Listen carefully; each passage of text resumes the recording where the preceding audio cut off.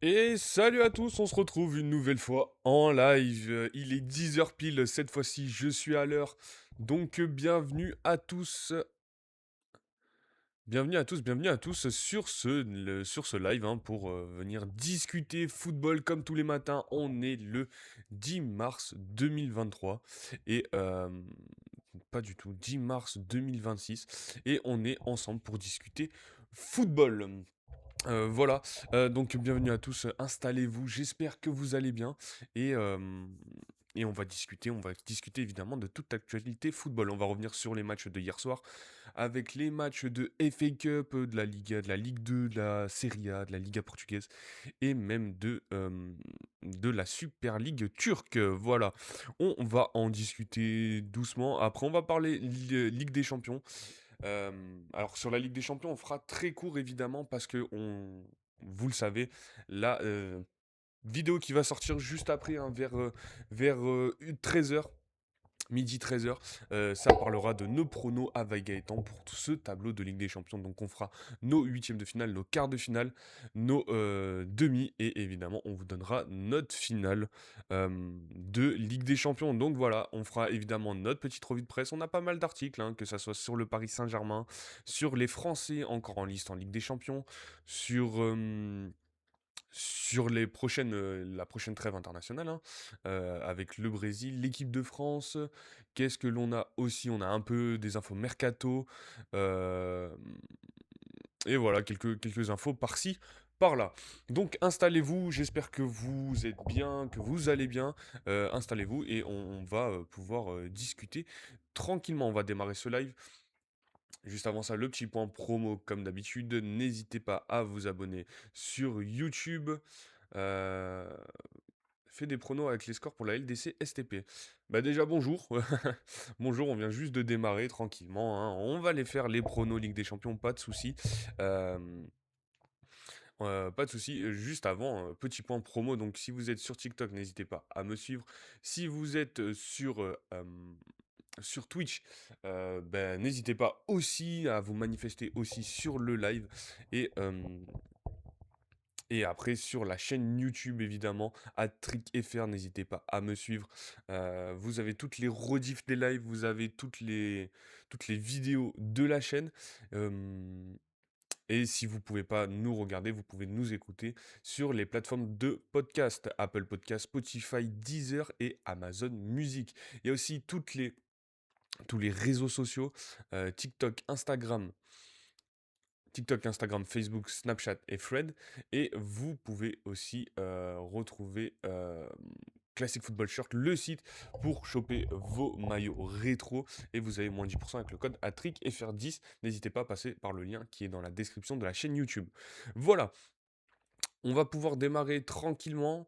Installez-vous bien. Si vous avez des questions, n'hésitez pas, hein, on est là pour y répondre. Mais on va faire ça tranquillement. Voilà, on va démarrer avec le match entre West Ham et Brentford hier en FA Cup, hein. C'était le dernier huitième de finale de cette FA Cup. Et donc, West Ham s'est imposé au penalty. West Ham s'est imposé au penalty contre Brentford. Alors juste petit point sur les compos en tout cas.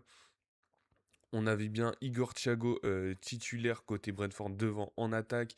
On avait Yarmolyuk au milieu de terrain. Kelleher, hein, le gardien, qui était bien présent. Dango Ouattara. Jordan Anderson côté Brentford évidemment. Et côté West Ham, on avait Adama Traoré, le français Axel Disasi. On avait Alphonse Areola, notre gardien français aussi. Soucek, Bowen. Donc, du classique pour ces deux équipes, hein, West Ham entraîné par Nuno Espirito Santo. Euh, Qu'est-ce que l'on avait aussi? Magassa qui est rentré en cours de match, hein, l'ancien de l'AS Monaco, Aaron Wan-Bissaka, le Congolais. Et donc,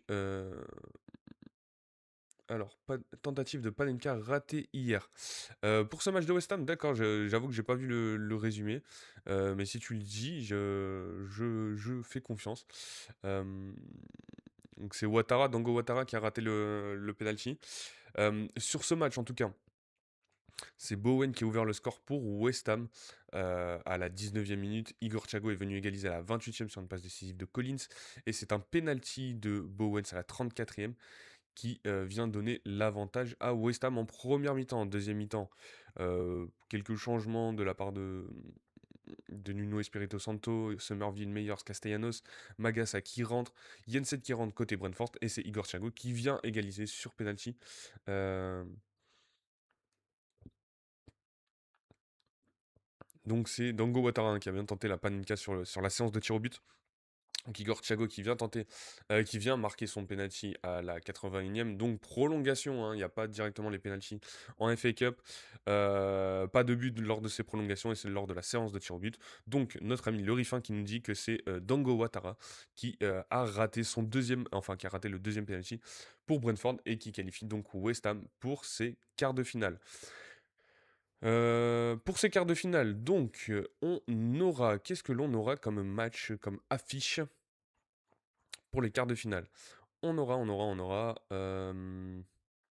Southampton Arsenal, donc Arsenal qui a de nouveau un tirage favorable, hein. Southampton, on rappelle, ils sont en Championship cette année. Chelsea a récupéré Port Vale, un Chelsea qui s'est qualifié en prolongation, si je dis pas de bêtises. Les hommes de Liam Rosenior, donc c'est bien pour l'équipe, le Paris Saint-Germain évidemment, que Chelsea ait une prolongation dans les pattes ce week-end. Manchester City-Liverpool, ça sera le choc une nouvelle fois de cette FA Cup. Ça sera à l'Etihad Stadium. West Ham contre Leeds, du coup. Et voilà pour nos quarts de finale de cette FA Cup. Voilà. Donc on suivra ça évidemment pour le prochain tour. En Liga, on avait l'Espagnol Barcelone qui jouait contre le Oviedo. Voilà, match milieu de tableau, bas de tableau. Euh, Ça a été un match nul, un but partout. Ça a été un match nul, un but partout. Je regarde hein, ce qui a pu se passer. Santi Cazorla, j'avais oublié qu'il était toujours à Oviedo. Santi Cazorla est rentré en cours de match. Sinon, après, les équipes, je ne les connais pas forcément. Euh, Ouais, Den Donker aussi qui joue à Oviedo. Voilà, à noter. Sinon, pas grand-chose forcément. Le français Hassan aussi du côté d'Oviedo qui est rentré, hein. Alors, c'est Assem Hassan pour ceux qui connaissent. Donc voilà, pour ce classement de Ligue 1, on va aller rapidement dessus, hein. C'est pas ce qu'il y a de plus intéressant sur ce match. Oviedo est toujours dernier avec 18 points.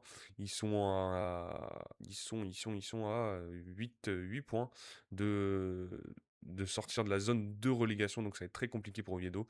Et l'Espagnol avec ce match nul qui reste 7ème, juste derrière les places européennes à 3 points du Celta Vigo pour la place de Conference League. Euh, donc voilà pour ce match de Liga que l'on avait hier soir. On avait de la Ligue 2 aussi avec Reims-Dunkerque.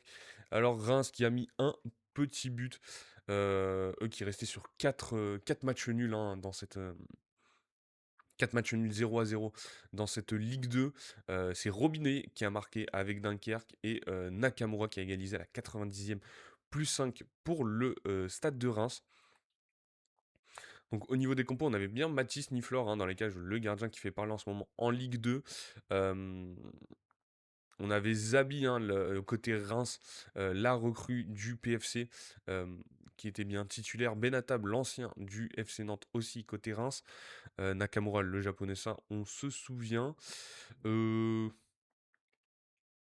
et voilà, après, je sais pas si vous connaissez un peu ces joueurs de Ligue 2. Moi, j'avoue que je suis un peu de loin.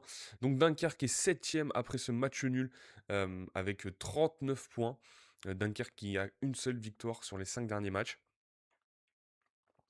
Et après, le Stade de Reims qui est 4ème, du coup, ils sont sur 5 matchs nuls. C'est assez catastrophique pour Reims en ce moment, hein. 5 matchs nuls et un but.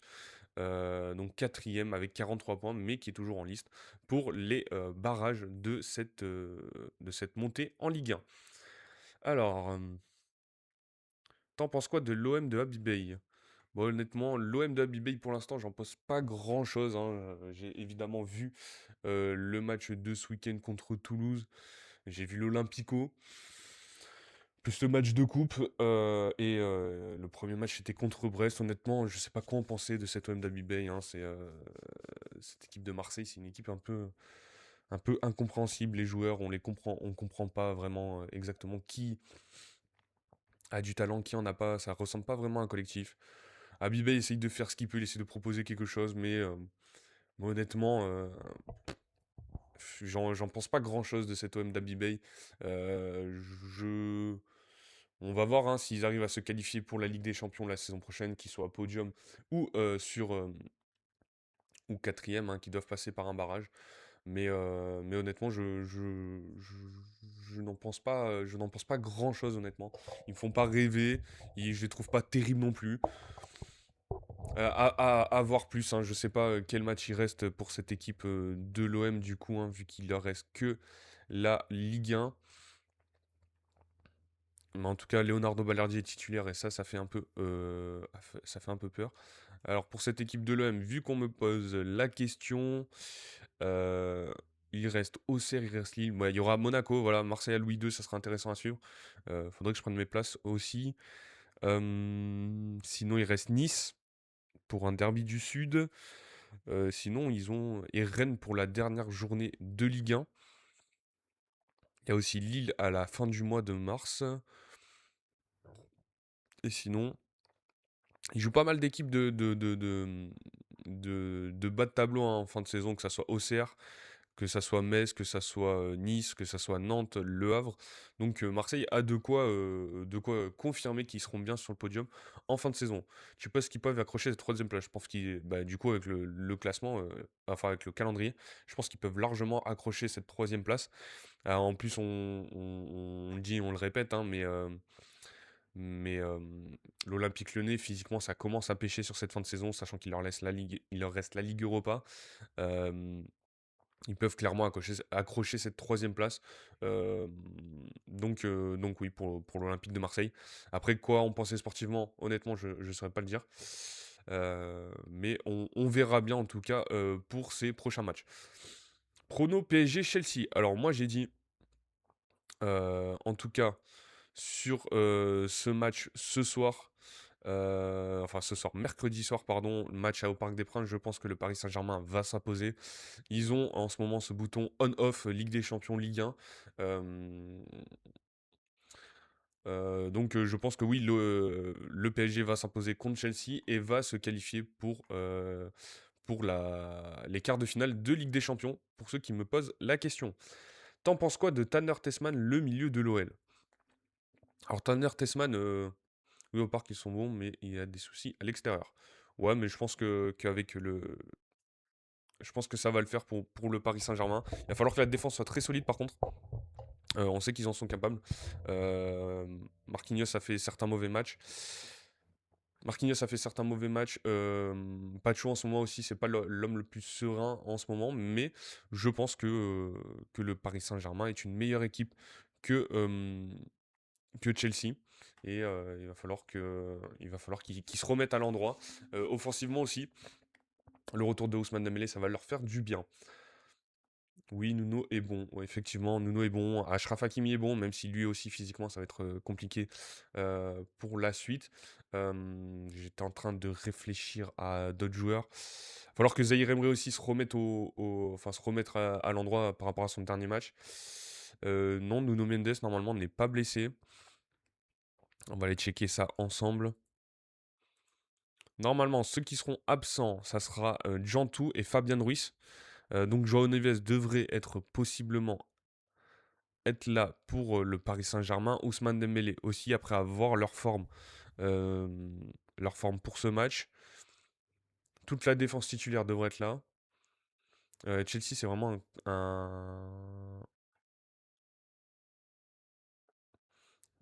Manchester. Alors, parce qu'il y a plusieurs questions là. Euh, Alors, le pronostic Real Manchester City, je le trouve pas forcément compliqué. Pour moi, c'est Manchester City qui va clairement passer. Le Real, c'est une équipe assez affreuse cette année. Je vois pas comment ils peuvent s'en sortir honnêtement. Même si c'est le Real, hein, les 16 Ligue des Champions, tout ça.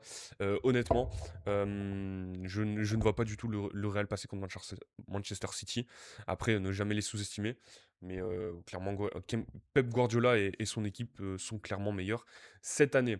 Sachant en plus que s'il n'y a pas Kylian Mbappé, je vois pas, je vois très peu de chances pour le Real de passer. T'en penses quoi du Stade Rennais de Francaise? En soi, ils ont une très bonne composition, le Real. Non, je pense pas en vrai. Vas-y, toi, Mbappé, il est nul. Ouais, un mec qui met 35 buts cette saison, c'est vrai que c'est pas ouf Mbappé. C'est vrai que ils ont une bonne composition. Non, je trouve pas du tout, hein. La défense Rudiger Asensio, je la trouve assez horrible. Même Huysen, hein, je le trouve assez horrible. Et après, au milieu de terrain, honnêtement, en soi, les joueurs, j'aime bien, hein, que ce soit Camavinga, Valverde, Arda Güler, Tchouaméni. Mais comme ça, dans un milieu à 4, je trouve ça vraiment pas forcément très intéressant. Et après, en attaque, Vinicius, ça sort un peu la tête de l'eau par rapport à son début de saison et la saison dernière. Vas-y, toi, Mbappé, il est nul. C'est pas fou. Messi, 91 buts et CR7, plus de 60 buts. Sérieux, on ressort sur des trucs comme ça, là. C'est. Que dire? Euh, Oublie pas l'attaque et le milieu. Après Carreras est bon malgré que c'est un petit. Alors déjà, il me semble que Carreras ne sera pas là. Il est blessé, hein. Euh, Tu peux pas dire que Mbappé est mauvais quand tu regardes le foot et tu vois ce qu'il fait. Euh, Comment dire? Donc déjà, Mbappé, il est blessé, donc on n'a pas à en parler. Après, sur ses matchs, honnêtement, c'est lui qui porte cette attaque du Real, hein. Il est pas forcément aidé, hein, je trouve. On a beau dire que, alors dans sa communication, dans tout ce qu'il fait, j'accepte pas tout, hein, mais sur le terrain, honnêtement, Mbappé, c'est extrêmement solide. Euh, je vois pas ce qu'on peut lui reprocher, hein, c'est lui qui porte cette attaque du Real. Euh, Tu parles de stats, moi aussi, même la saison la plus mauvaise de Messi au PSG, c'est plus de 60 goals assists. À quel moment la plus mauvaise saison de Messi, elle a 60 goals? Il est fou ce mec. Je vois qu'on.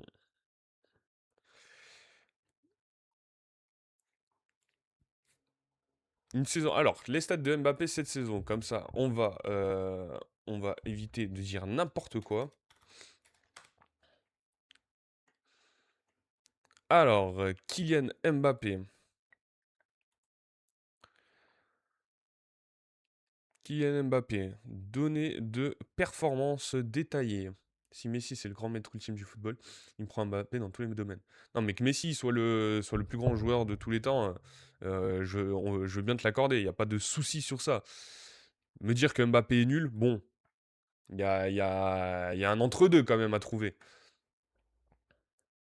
Alors, Kylian Mbappé cette saison, c'est 33 matchs, 38 buts, 6 passes décisives.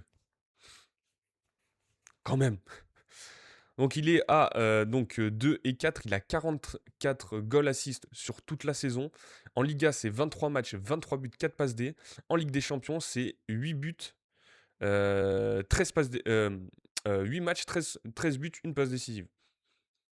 Quand même, quand même. Doublé contre Marseille. Qu'est-ce que l'on a? Un quadruplé en Ligue des Champions, même si c'est contre l'Olympiakos. Doublé contre Monaco, doublé contre Benfica. Qu'est-ce que l'on a? Il a marqué contre l'Atlético, une passe décisive, un but contre le Villarreal. Contre le Barça, il marque.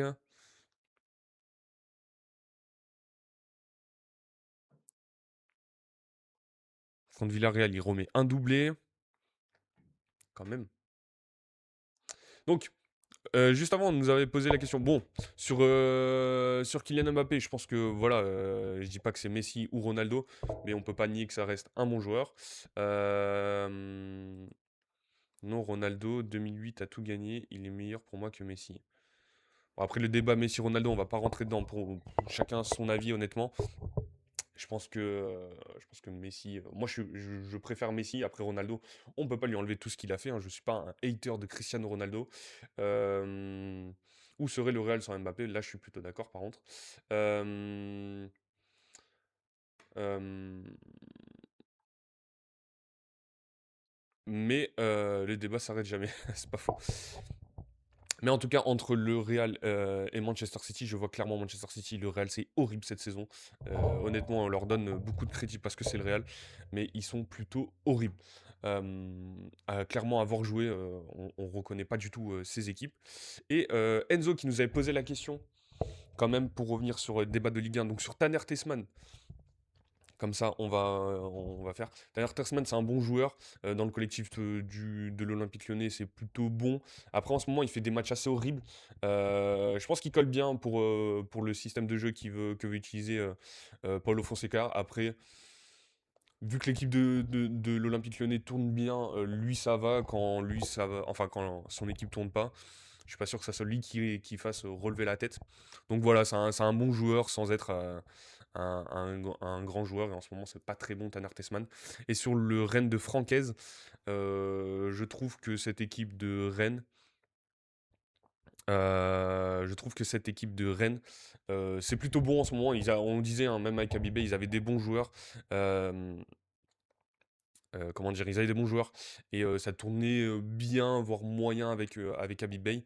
La Francaise, il est revenu à un système simple euh, et c'est plutôt pas mal, hein. C'est très offensif, c'est très intéressant à voir. Je pense qu'ils seront dans les places européennes cette saison. Alors à quelle place?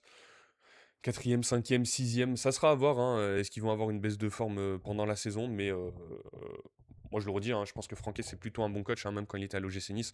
Et on le voit maintenant, hein, c'est vraiment l'effectif de Nice qui était assez dégueulasse. Donc ouais, le Rennes de Franquet, j'aime beaucoup, hein. C'est très intéressant à voir, c'est beau à voir jouer, je trouve.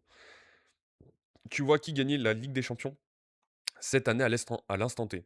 Alors je le rappelle, hein, sur la chaîne YouTube, il y a une vidéo qui va sortir juste après ce live, hein, vers 13 h, sur nos pronos en Ligue des Champions. Si tu veux, je te donne mon favori largement pour cette Ligue des Champions. Je l'ai déjà donné précédemment. Mais si vous voulez voir un peu le parcours, ça sera sur la vidéo YouTube. Alors pour moi, celui qui va gagner la Ligue des Champions, ça sera le Bayern Munich. Euh, pour moi, ça sera le Bayern Munich en soi. Je trouve que c'est une très très grosse équipe, des très très gros joueurs. Faut que Harry Kane soit bien titulaire, ne soit pas blessé. Mais, euh, mais voilà, après, vous avez mes explications de pourquoi je vois le Bayern cette saison en Ligue des Champions. Arsenal, pas for enfin, ça peut être Arsenal aussi, ils ont le tirage favorable. Il faudra voir en demi-finale, hein, si ça tombe contre le Barça ou non. Faudra voir aussi si Arsenal se focus, hein, sur la Première Ligue, sachant que sur la Première Ligue, ils vont devoir, rester concentrés. Ils n'ont pas forcément énormément de marge. Hem, le Barça, c'est nul. Le Barça, ça reste bon quand même, ça reste une bonne équipe. Il y a des problèmes en défense. De là à dire que c'est nul, je ne suis pas sûr non plus quand même. Il faut se méfier du Barça, évidemment. Ils ont perdu contre une vieille équipe de Ligue 1. Euh, alors le Barça, ça a gagné, hein, ce week-end, hein, contre l'Athletic Bilbao. Donc je sais pas exactement de quelle équipe tu parles, mais non, il y a des problèmes défensifs, hein. Et 4-0 contre l'Atlético, ils ont perdu, hein. Après, derrière, ils en ont mis 3 quand même. Donc, à voir, hein, le Barça, si ça se réveille, si tous les blessés reviennent aussi. Se méfier de cette équipe du Barça, hein, ne pas les prendre à la légère non plus. Après, clairement, ils prennent beaucoup de buts et ça peut être un coup sur deux, mais je me méfierais tout de même du Barça, hein. Ça reste un très gros club et je trouve que ça joue mieux quand même que le Real cette saison, hein. Le titre se jouait contre une petite équipe, ils l'avaient perdu, mais ils sont revenus. Oui, non, mais ils ont perdu des matchs, ça clairement. Ils ont perdu des matchs qu'ils auraient pas dû forcément perdre. Mais attention, attention au Barça, les amis. Donc voilà. Où est-ce qu'on en était sur nos résultats de hier soir? On avait un match de Serie A aussi entre la Lazio et Sassuolo. Euh, la Lazio qui est plutôt une équipe qui est une équipe mid cette saison, hein, pas très intéressante à voir. contre Giron. Merci à Yai59 pour le follow, ça fait extrêmement plaisir. Merci beaucoup. N'hésitez pas, hein, sur le live, hein, c'est gratuit, n'hésitez pas à bombarder de likes, comme ça on sera toujours plus à venir discuter tous ensemble. Mais en tout cas, merci pour le follow et à ceux qui sont présents sur ce live, n'hésitez pas à me suivre aussi, hein. Je le rappelle, tous les matins, 10h midi, on est en live, gala ou nul pour moi. Alors, est-ce qu'il nous parle de Galatasaray-Liverpool? Si on parle de Galatasaray-Liverpool, moi sur mes pronos, je vois bien Galatasaray faire quelque chose. Donc je suis plutôt d'accord avec toi contre cette équipe de Liverpool. Même si Liverpool, attention, là aussi, il faut se méfier. Euh, Ils ont un ou deux joueurs quand même, enfin un ou deux joueurs très intéressants de sûr, mais ils sont, comment dire, ça commence à se réveiller, ça commence à trouver une alchimie dans cette équipe de Liverpool. Donc là aussi, se méfier. Mais c'est vrai que moi j'aime bien cette équipe de Galatasaray. Je trouve qu'ils m'ont impressionné contre la Juve, même si c'est passé un peu ric-rac. Mais ouais, pourquoi pas voir Galatasaray passer contre cette équipe de Liverpool. Sur ce match de Serie A entre la Lazio et Sassuolo. Donc la Lazio, on disait, une équipe un peu mid de cette Serie A cette saison. Sassuolo, c'est un promu qui fait plutôt une bonne saison, qui a pas mal de joueurs intéressants, hein. On va le voir juste là dans la compo. Ismaël Koné, l'ancien Marseillais qui était bien là. Enzola, l'ancien attaquant de Lens. Berardi, toujours là, hein, le patron Berardi. Lorienté, l'ancien joueur de Lorient. Ulysse Garcia, l'ancien Marseillais aussi. Et côté, on a aussi Daryl Bacola, hein, l'ancien Marseillais, qui était sur le banc et qui est rentré en cours de match.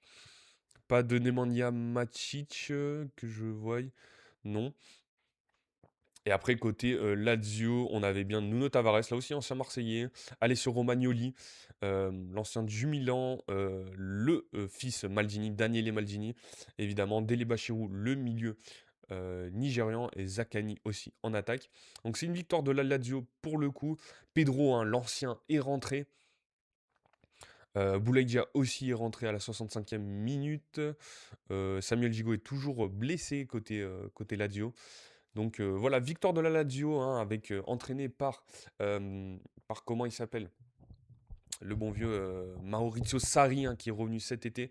Merci à Peps du vieux, pour le follow. Ça fait extrêmement plaisir. Bienvenue sur ces lives, hein. Donc je le rappelle, on est en live tous les matins, 10h midi. Le week-end un peu moins, hein, mais en tout cas du lundi au vendredi, on est en live pour débriefer de l'actu foot. Donc n'hésitez pas, hein, sur le chat, hein, à venir discuter. On est là pour répondre à toutes les questions, pour venir débattre sur le foot. Quand c'est intéressant, hein, pour dire ouais, lui il est nul, cette équipe est nulle. euh, euh, Franchement, il n'y a pas forcément de débat, mais lancer des sujets, n'hésitez pas, hein, on est là pour en discuter évidemment.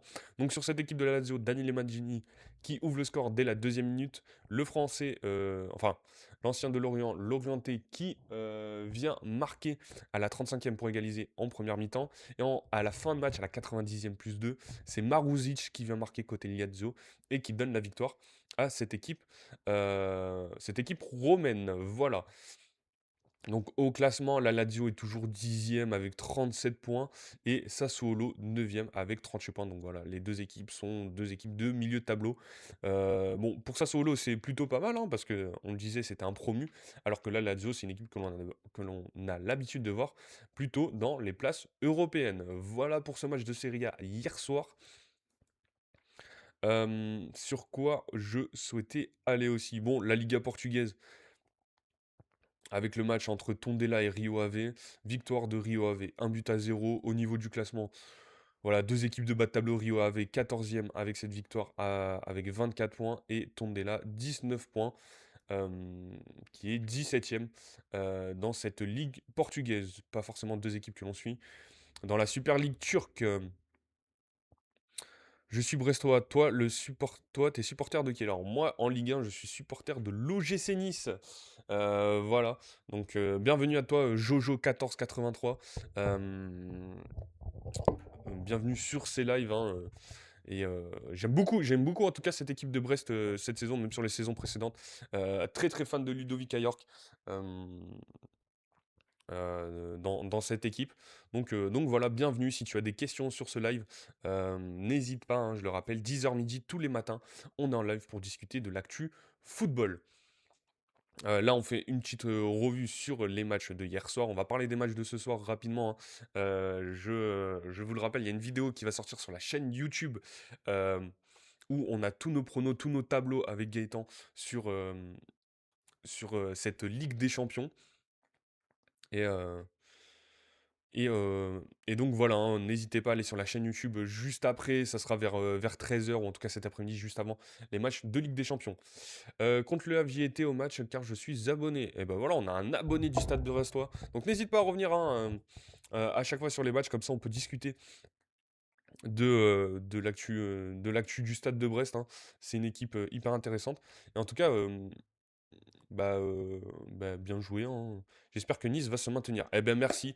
On l'espère aussi que cette équipe de l'OGC Nice se maintiendra. Bon, c'est plutôt horrible en ce moment, l'OGC Nice. Ils sont en demi-finale de Coupe de France. À voir ce que ça va donner, hein. On le rappelle, ça jouera contre Strasbourg. Euh, on espère aussi que Nice va se maintenir, mais ça va être compliqué jusqu'à la fin pour cette équipe de Nice. Hier, on parlait de Brest en plus, je sais plus pourquoi exactement. Il me semble qu'on parlait de Brest par rapport à un article de l'équipe qui disait que Brest pouvait aller jouer les places européennes. Car avant tout, on est des supporters pour les mêmes passions, hein. Effectivement, on est supporters pour les mêmes passions. Euh, euh, ouais, ouais, effectivement. Je, j'ai pas de suite à ça, je suis totalement d'accord avec toi. Euh, Est-ce que tu penses que ton équipe, enfin que cette équipe de Reims, Reims, pardon, que cette équipe de Brest peut jouer, oui, on peut jouer une Coupe d'Europe, je pense. D'accord, d'accord. Mais du coup, à la place de qui, tu vois qui laisser, laisser sa place pour les Coupes d'Europe, là? Parce que je veux bien, j'aime bien cette équipe de Brest, mais je vois pas qui va dégringoler dans cette fin de saison. Après, la plus petite, pas en LDC. Non, mais j'imagine, possiblement, la septième place peut être qualificatif en Coupe d'Europe, mais peut-être Lille, sixième. Donc ça voudrait dire que Lille ne soit pas en Coupe d'Europe. Ça voudrait dire que Monaco, avec la remontée qu'ils font, ne soit pas en Coupe d'Europe. Ou Strasbourg. Ça m'a l'air compliqué quand même, hein.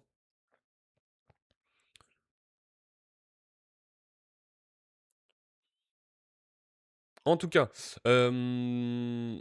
oui, en plus on joue chez eux samedi.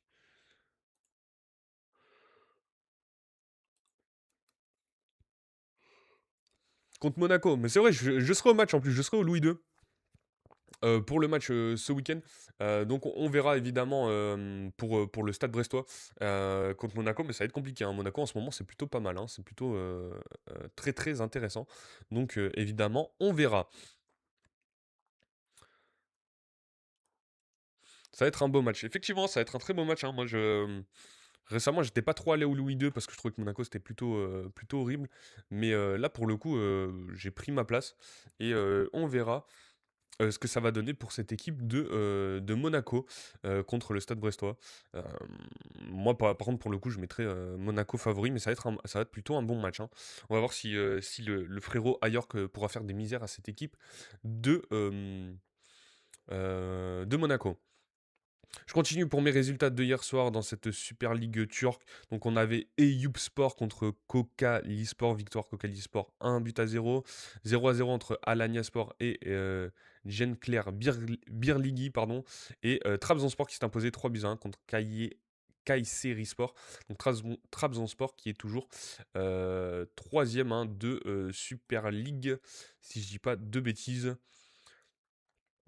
Voilà, Trabzonspor 3e, 54 points, à 3 points de Fenerbahçe, et qui est à plus de donc 4 et 4, 8, qui a plus de 8 points d'avance sur Besiktas.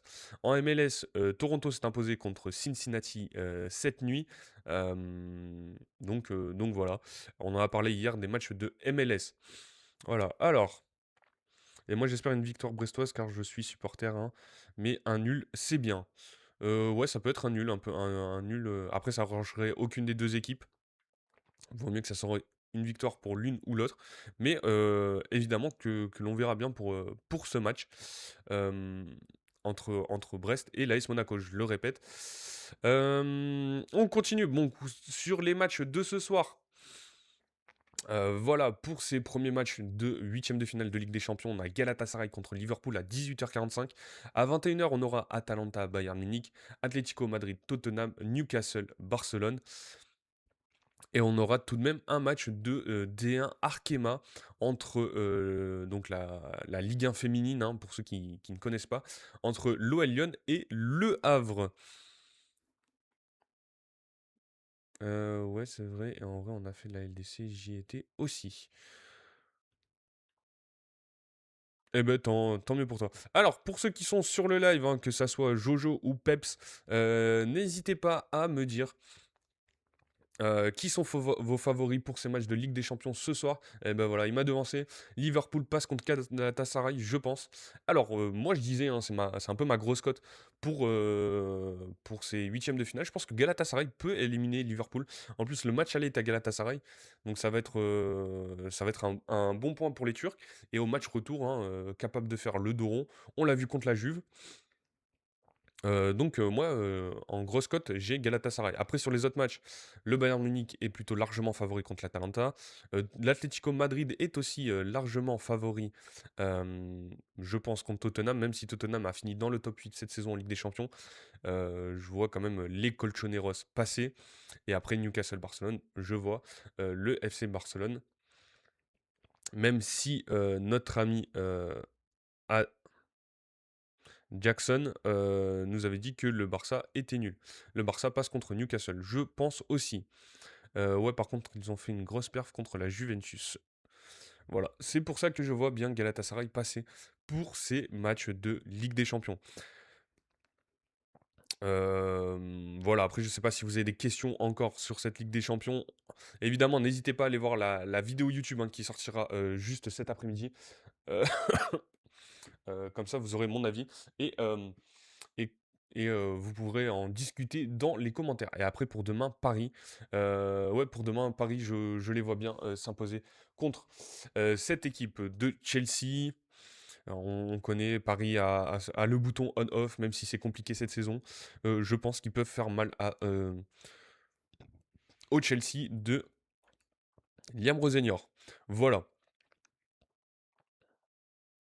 Sur le D1, je voulais quand même aller sur le match de D1 Arkema aujourd'hui.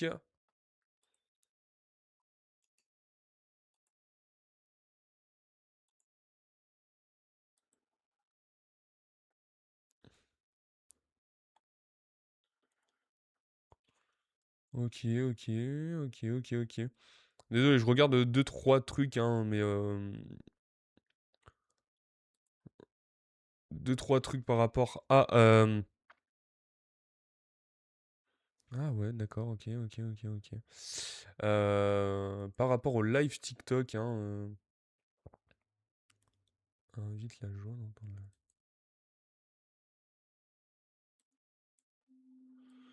Désolé, je regarde deux, trois trucs.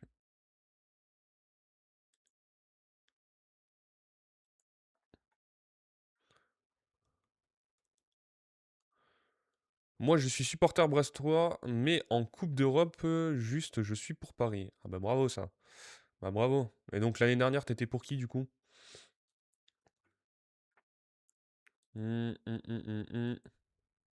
Brest. D'accord, bon, on t'en voudra pas d'être pour Paris, hein. Moi aussi, j'aime beaucoup cette équipe de Paris, hein. L'année dernière, je les ai trouvés très, très, très, très forts.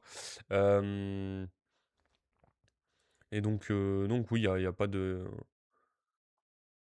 y a pas de raison de ne pas supporter Paris. J'étais en train de regarder des choses sur le live TikTok, hein, désolé. Je prends un peu de temps comme ça. On pourra partir tranquillement en live. Effet dynamique, optimisation. Tac, tac, tac. Événement live.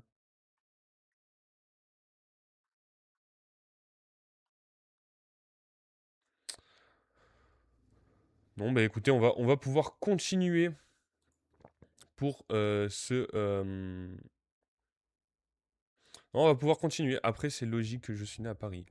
Ok, bah, tant mieux. Oui, donc, sur cette Ardea Arkema, parce que c'est toujours intéressant quand même de parler de football féminin, même si ça ne plaît pas à tout le monde, on a l'Olympique, enfin l'OL Lyon qui joue contre le Havre.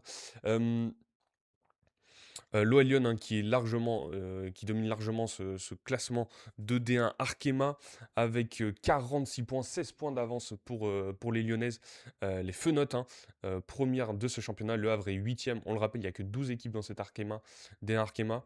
euh, mais qui a quand même une avance de 7 points sur la relégation. Donc l'OL Lyon est plutôt favorite. C'est toujours intéressant à regarder. Alors, euh, pour les suivre, c'est toujours aussi compliqué aussi. Par contre, je crois que c'est sur la chaîne YouTube directement de la D1 Arkema que vous pouvez retrouver les matchs. Euh, Lyon passe contre le Havre. Oui, les Fenotes sont largement favoris. Mais voilà, ça sera toujours évidemment à suivre sur cette D1 Arkema. C'est la 17e journée, donc ça va être bientôt fini. Il y a aussi la Ligue des Champions hein, qui va revenir pour les féminines. Donc, n'hésitez pas à aller encourager hein, les joueuses, les féminines hein, dans le football. Je réfléchissais aussi, ouais, il y a eu les matchs de l'équipe de France récemment, où l'on a eu, il me semble, 2 victoires, hein, si je dis pas de bêtises. On a eu une victoire contre l'Irlande, ça c'est sûr, et on a eu une victoire contre la Pologne, 4 buts à 1, donc voilà, pour le football féminin. Hem, voilà, donc pour les matchs de ce soir, les matchs de hier soir, je pense qu'on a fait le tour. Je sais pas si vous avez d'autres questions? Hem Et Brest passe contre Monaco, je rigole, un point, c'est très bien. Bah, on verra en tout cas, on verra pour ces pronostics. On va aller sur notre petite revue de presse, comme vous savez, enfin, pour ceux qui connaissent pas, tous les matins on fait notre petite revue de presse, donc on va chercher des articles de l'équipe, des articles de peu importe les sites hein, de, d'informations sur le football, et on fait un tour hein, sur la revue de presse, on essaye d'en discuter. Là on va pas mal avoir, et Nice joue qui le week-end prochain? Nice se déplace à Angers pour la 26e journée de Ligue 1.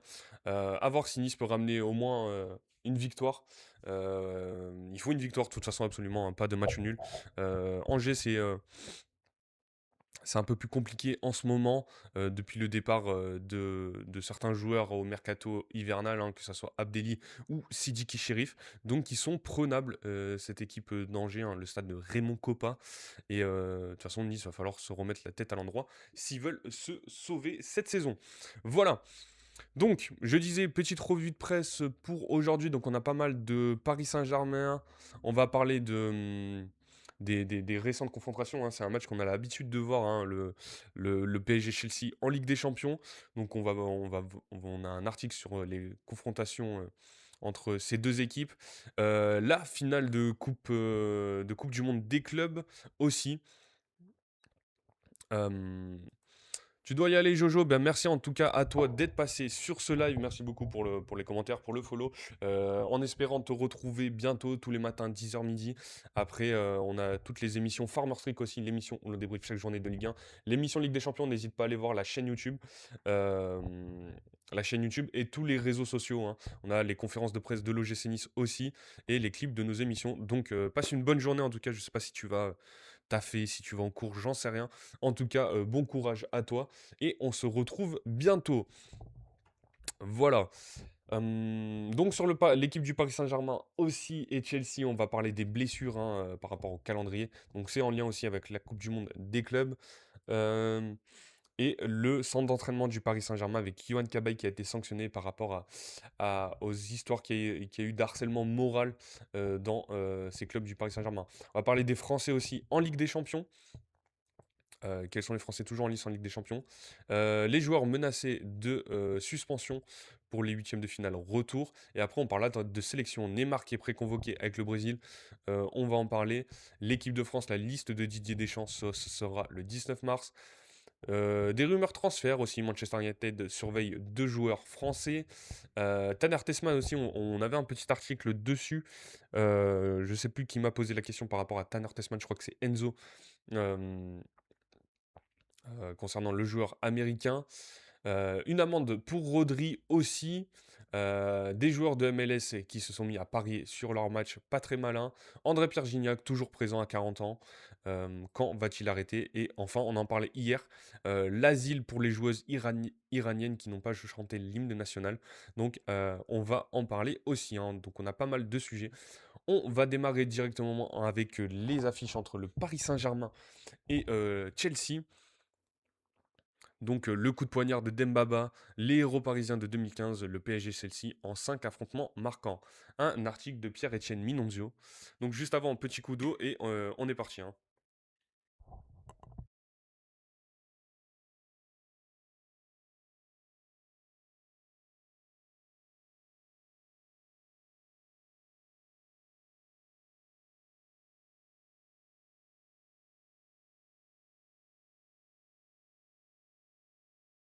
En tout cas, j'espère que vous allez bien sur ce live, hein. N'hésitez pas à me follow si c'est pas déjà fait, que ça soit sur Twitch ou TikTok. N'hésitez pas à vous manifester sur le chat, hein, qu'on puisse discuter comme on l'a fait avec Jojo. Euh, Et après, n'hésitez pas à aller voir la chaîne YouTube et tous les réseaux sociaux. Je le rappelle, les plateformes de podcast aussi, vous pouvez aller les voir.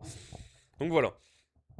Pour ceux qui sont sur TikTok aussi, n'hésitez pas à bombarder les likes, hein, comme ça fait extrêmement plaisir et ça nous fait monter dans le référencement. Voilà, on va pouvoir lancer cette revue de presse. Donc, avant de se retrouver en huitième de finale de la Ligue des Champions cette saison, le PSG et Chelsea se sont affrontés à 9 reprises entre 2004 et la finale de la Coupe du Monde des clubs. L'été dernier, nous avons sélectionné les 5 rencontres les plus mémorables ayant opposé les deux clubs. Le tirage au sort a désigné Chelsea comme l'adversaire du PSG en huitième de finale de la Ligue des Champions. Ces deux clubs se connaissent bien, ils se sont affrontés à 9 reprises depuis 2004, essentiellement en Ligue des Champions, 8 matchs, mais aussi à l'occasion de la finale de la Coupe du Monde des clubs disputée en juillet dernier. Depuis 2011 et l'arrivée de QSI à la tête du PSG, Chelsea est même le quatrième club contre lequel les Parisiens ont le plus souvent joué sur la scène internationale.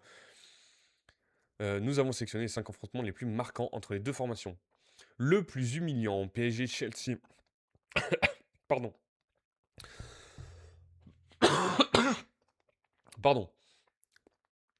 Donc le plus humiliant, PSG-Chelsea. 3 buts à 0 pour Chelsea le 14 décembre 2004, phase de groupe de la Ligue des Champions. La première fois que le PSG et Chelsea ont croisé le fer, les deux clubs n'évoluaient pas vraiment dans le même monde. Les Blues, où venait tout juste de débarquer José Mourinho et Didier Drogba, allaient être sacrés champions d'Angleterre au printemps grâce à une défense intraitable. Seulement 15 buts encaissés, un record qui tient toujours en première ligue. Tandis que les Parisiens, coachés par Vaid Alilodzic, débutaient une saison galère finalement conclue à la 9e place de Ligue 1. La différence de niveau entre les deux formations, très nette et matérialisée ce soir-là par un doublé de Drogba et illustré par la une de l'équipe le lendemain, tout petit Paris. Donc là, c'était en 2004. Le plus frustrant, victoire de Chelsea contre le Paris Saint-Germain, 2 buts à 0, le 8 avril 2014, quart de finale retour de la C1. Alors là, c'était Dembaba, hein, exactement, on se souvient. Après un quart de finale aller remporté avec la manière 3 buts à 1 au parc, les Parisiens abordaient avec confiance cette rencontre à Stamford Bridge, malgré l'absence de leur leader Zlatan Ibrahimovic, touché à la cuisse droite. Mais les hommes de Laurent Blanc se sont révélés trop gestionnaires dans leur approche globale, trop timorés sur le front de l'attaque et trop passifs en défense. Résultat, ils se sont fait surprendre par deux joueurs entrés en cours de match, André Schürrle et Dembaba à la 87e minute. Pour moi, la différence, c'est l'expérience, confie Blanc dépité après la rencontre. Chelsea a plus l'habitude de jouer ce genre de match que nous. Là, ce match, on s'en souvient, effectivement. Le plus renversant, Chelsea, Paris Saint-Germain, 2 buts partout après prolongation. Le 11 mars 2015, huitième de finale, retour de l'AC1. On se souvient les deux buts, hein, de la tête, hein, de Thiago Silva et David Luiz, il me semble, hein. Donc, un an après la cruelle élimination scellée par un but tardif de Dembaba à Stamford Bridge, le PSG prend sa revanche dans le même stade, en allant décrocher son ticket pour les quarts de finale à l'issue d'un scénario Hitchcockien. Alors que les deux équipes, toujours entraînées par Mourinho et Blanc, s'étaient neutralisées à l'aller un but partout, le score est identique au retour à l'issue du temps réglementaire grâce à une égalisation arrachée de la tête sur corner par David Luiz, 86e minute. En prolongation, le PSG, réduit à 10 depuis l'expulsion précoce de Zlatan Ibrahimovic, 31e, est de nouveau mené au score à la suite d'un pénalty transformé par Eden Hazard, 2 buts à 1, 96e. va parvenir à arracher sa qualification grâce à un nouveau coup de casque d'un défenseur central brésilien sur un coup de pied de coin. Thiago Silva reprenant un ballon tiré par Thiago Motta, 2 buts partout, 114e minute. Les 2 buts inscrits ce soir-là par le PSG sont toujours considérés comme des moments forts de l'histoire européenne du club version QSI. On se souvient, ce maillot rouge fluo de la part du Paris Saint-Germain. Il y avait encore Thibaut Courtois dans les cages parisiennes et des Hazard, hein. Enfin, une grosse équipe, hein, de Chelsea quand même, et qui avait vu ce match nul entre les deux équipes. Le plus grisant, c'était le Chelsea Paris Saint-Germain, victoire de Paris le 9 mars 2016, huitième de finale retour de la C1. Pour la troisième année de suite, les deux clubs se retrouvent lors de la phase à élimination directe de la Ligue des Champions. Mais cette fois, le rapport de force a clairement basculé en faveur du PSG, qui s'était déjà imposé 2 buts à 1 au parc face à des Blues désormais cornaqués par Gus Hiddink, qui semble en perte de vitesse. Au retour, le tarif est semblable grâce à des réalisations signées Adrien Rabiot et Zlatan Ibrahimovic, qui se révèle enfin performant à Stamford Bridge. En conférence de presse, Blanc se montre impressionné par la maîtrise affichée par sa formation. On n'était peut-être pas conscient qu'on pouvait réaliser ce genre de match à l'extérieur. Et enfin, le plus clinquant, la victoire de Chelsea, 3 buts à 0 cet été contre le Paris Saint-Germain en finale de la Coupe du Monde des clubs le 13 juillet 2025. Un mois et demi après avoir surclassé l'Inter en finale de la Ligue des Champions, le PSG recueille les faveurs des pronostics au moment d'aborder la finale de la première édition de la Coupe du Monde des clubs. Nouvelle formule au MetLife Stadium dans le New Jersey face à l'un de ses vieux rivaux, Chelsea, qui reste sur une saison mitigée en Première Ligue, quatrième. Manifestement fatigués, les hommes de Luis Enrique se font pourtant étouffer en première période par le pressing des Blues d'Enzo Maresca qui concrétise leur domination grâce à leur meneur Cole Palmer, auteur d'une passe décisive et de 2 buts, et qui sera désigné dans la foulée comme le meilleur joueur du tournoi. Et on va y revenir dessus sur cette finale de Coupe du Monde des clubs, hein, ce que ça a engendré pour la suite de la saison du Paris Saint-Germain. Expulsion, lourde défaite et échauffourée en fin de match. 8 mois après, que reste-t-il de la finale de la Coupe du Monde des clubs entre le PSG et Chelsea? Euh, Donc, le PSG retrouve mercredi Chelsea qu'il avait sèchement battu en juillet lors de la Coupe du Monde des clubs dans une atmosphère tendue, même si de l'eau a coulé sous les ponts, les Parisiens n'ont pas oublié. C'est un article d'Emery Ten, hein, pour l'équipe. Donc une compétition différente, c'est vrai, aucun sentiment de revanche, cela reste à prouver. Plus de 7 mois se sont écoulés depuis la finale de la Coupe du Monde des clubs perdue par le PSG face à Chelsea. Et contrairement à ce qu'a affirmé Luis Enrique dès l'annonce du tirage au sort, ils sont quelques-uns parmi ces joueurs à avoir immédiatement fait le lien entre cette soirée à l'envers vécue le 13 juillet au MetLife Stadium et les huitièmes de finale de Ligue des Champions à venir. Les joueurs s'en souviennent très bien pendant la finale, ils avaient trop fait les malins, dégaine l'agent d'un joueur parisien. Au bout d'une saison historique où tout avait réussi aux Parisiens, le score acquis à la pause avait été très lourd après une tension palpable qui s'était matérialisée par un carton rouge adressé à Joao Neves après intervention du VAR et deux autres avertissements récoltés par Ousmane Dembélé et Nuno Mendes. Et deux autres avertissements récoltés par Ousmane Dembélé et Nuno Mendes dans les dernières minutes du match, bousculés par Marc Cucurella. Joao Neves avait perdu ses nerfs et attrapé la chevelure du défenseur espagnol en représailles, un manque de maîtrise révélateur d'une crispation générale. Après, on se souvient, hein, comme habituellement, Marc Cucurella avait été assez horrible, hein, assez détestable lors de ce match, mais on en a l'habitude, hein. Dans les tribunes, les familles et proches des joueurs n'ont pas saisi tout de suite ce qui s'est joué sur le terrain sitôt le coup de sifflet final. Une échauffourée en plein cœur des célébrations des Blues avec différents protagonistes, Nuno Mendes, Gianluigi Donnarumma, Achraf Hakimi côté parisien, João Pedro et Andrei Santos côté londonien. La surprise a consisté à voir Luis Enrique y être mêlé. Repoussé par João Pedro, l'entraîneur parisien a donné l'impression de vouloir en découdre avec le Brésilien, avec une main dans le visage de l'international Ori Verde tombé au sol et Presnel Kipembe pour le ceinturer l'éloigner de la scène. Du stade, c'était moins impressionnant, c'est quand on a revu les images à la télé qu'on s'est aperçu que c'était violent, souffle un membre de la famille d'un joueur présent ce soir-là. Après le match, le sujet a été suffisamment sensible pour que Luis Enrique privilégie sa langue natale, l'espagnol, plutôt que le français lorsqu'il est revenu dessus. L'Asturien a évoqué une situation évitable, une série de bousculades, et assuré à deux reprises que son intention était comme toujours d'essayer de séparer les joueurs pour qu'il n'y ait plus de problème. Sur le moment, les joueurs ont été un peu choqués de la réaction épidermique du coach, mais aussi qu'un joueur adverse s'en prenne à lui, souffle un témoin à l'époque. On sait, hein, euh, Luis Enrique, ça reste quand même un ancien joueur, plutôt sanguin, hein, on le voit, hein. Il n'a pas la langue dans sa poche, le coach espagnol, donc moi, pour le coup, ça m'avait pas étonné, hein, forcément, de la réaction. Bon, il a perdu ses nerfs. À son âge, il aurait pas dû, mais j'étais pas choqué non plus. João Pedro n'a pas respecté le patron. Si João Neves avait été suspendu en 2 matchs au début de la saison suivante pour son carton rouge de fin de match, l'entraîneur parisien n'a, lui, jamais été sanctionné par les instances. Fin août, la FIFA a expliqué qu'il n'y avait pas de nouvelles concernant un éventuel cas disciplinaire contre Luis Enrique et elle n'aurait pas transmis de dossier à l'UEFA pour une possible suspension. Salut, Over5, bienvenue sur le live. Tu penses que le Bayern va s'imposer ce soir face à l'Atalanta? Oui, je pense clairement que le Bayern va s'imposer contre l'Atalanta et plutôt facilement. Euh, le Bayern est clairement favori pour cette confrontation. Voilà, pour la réponse à ta question.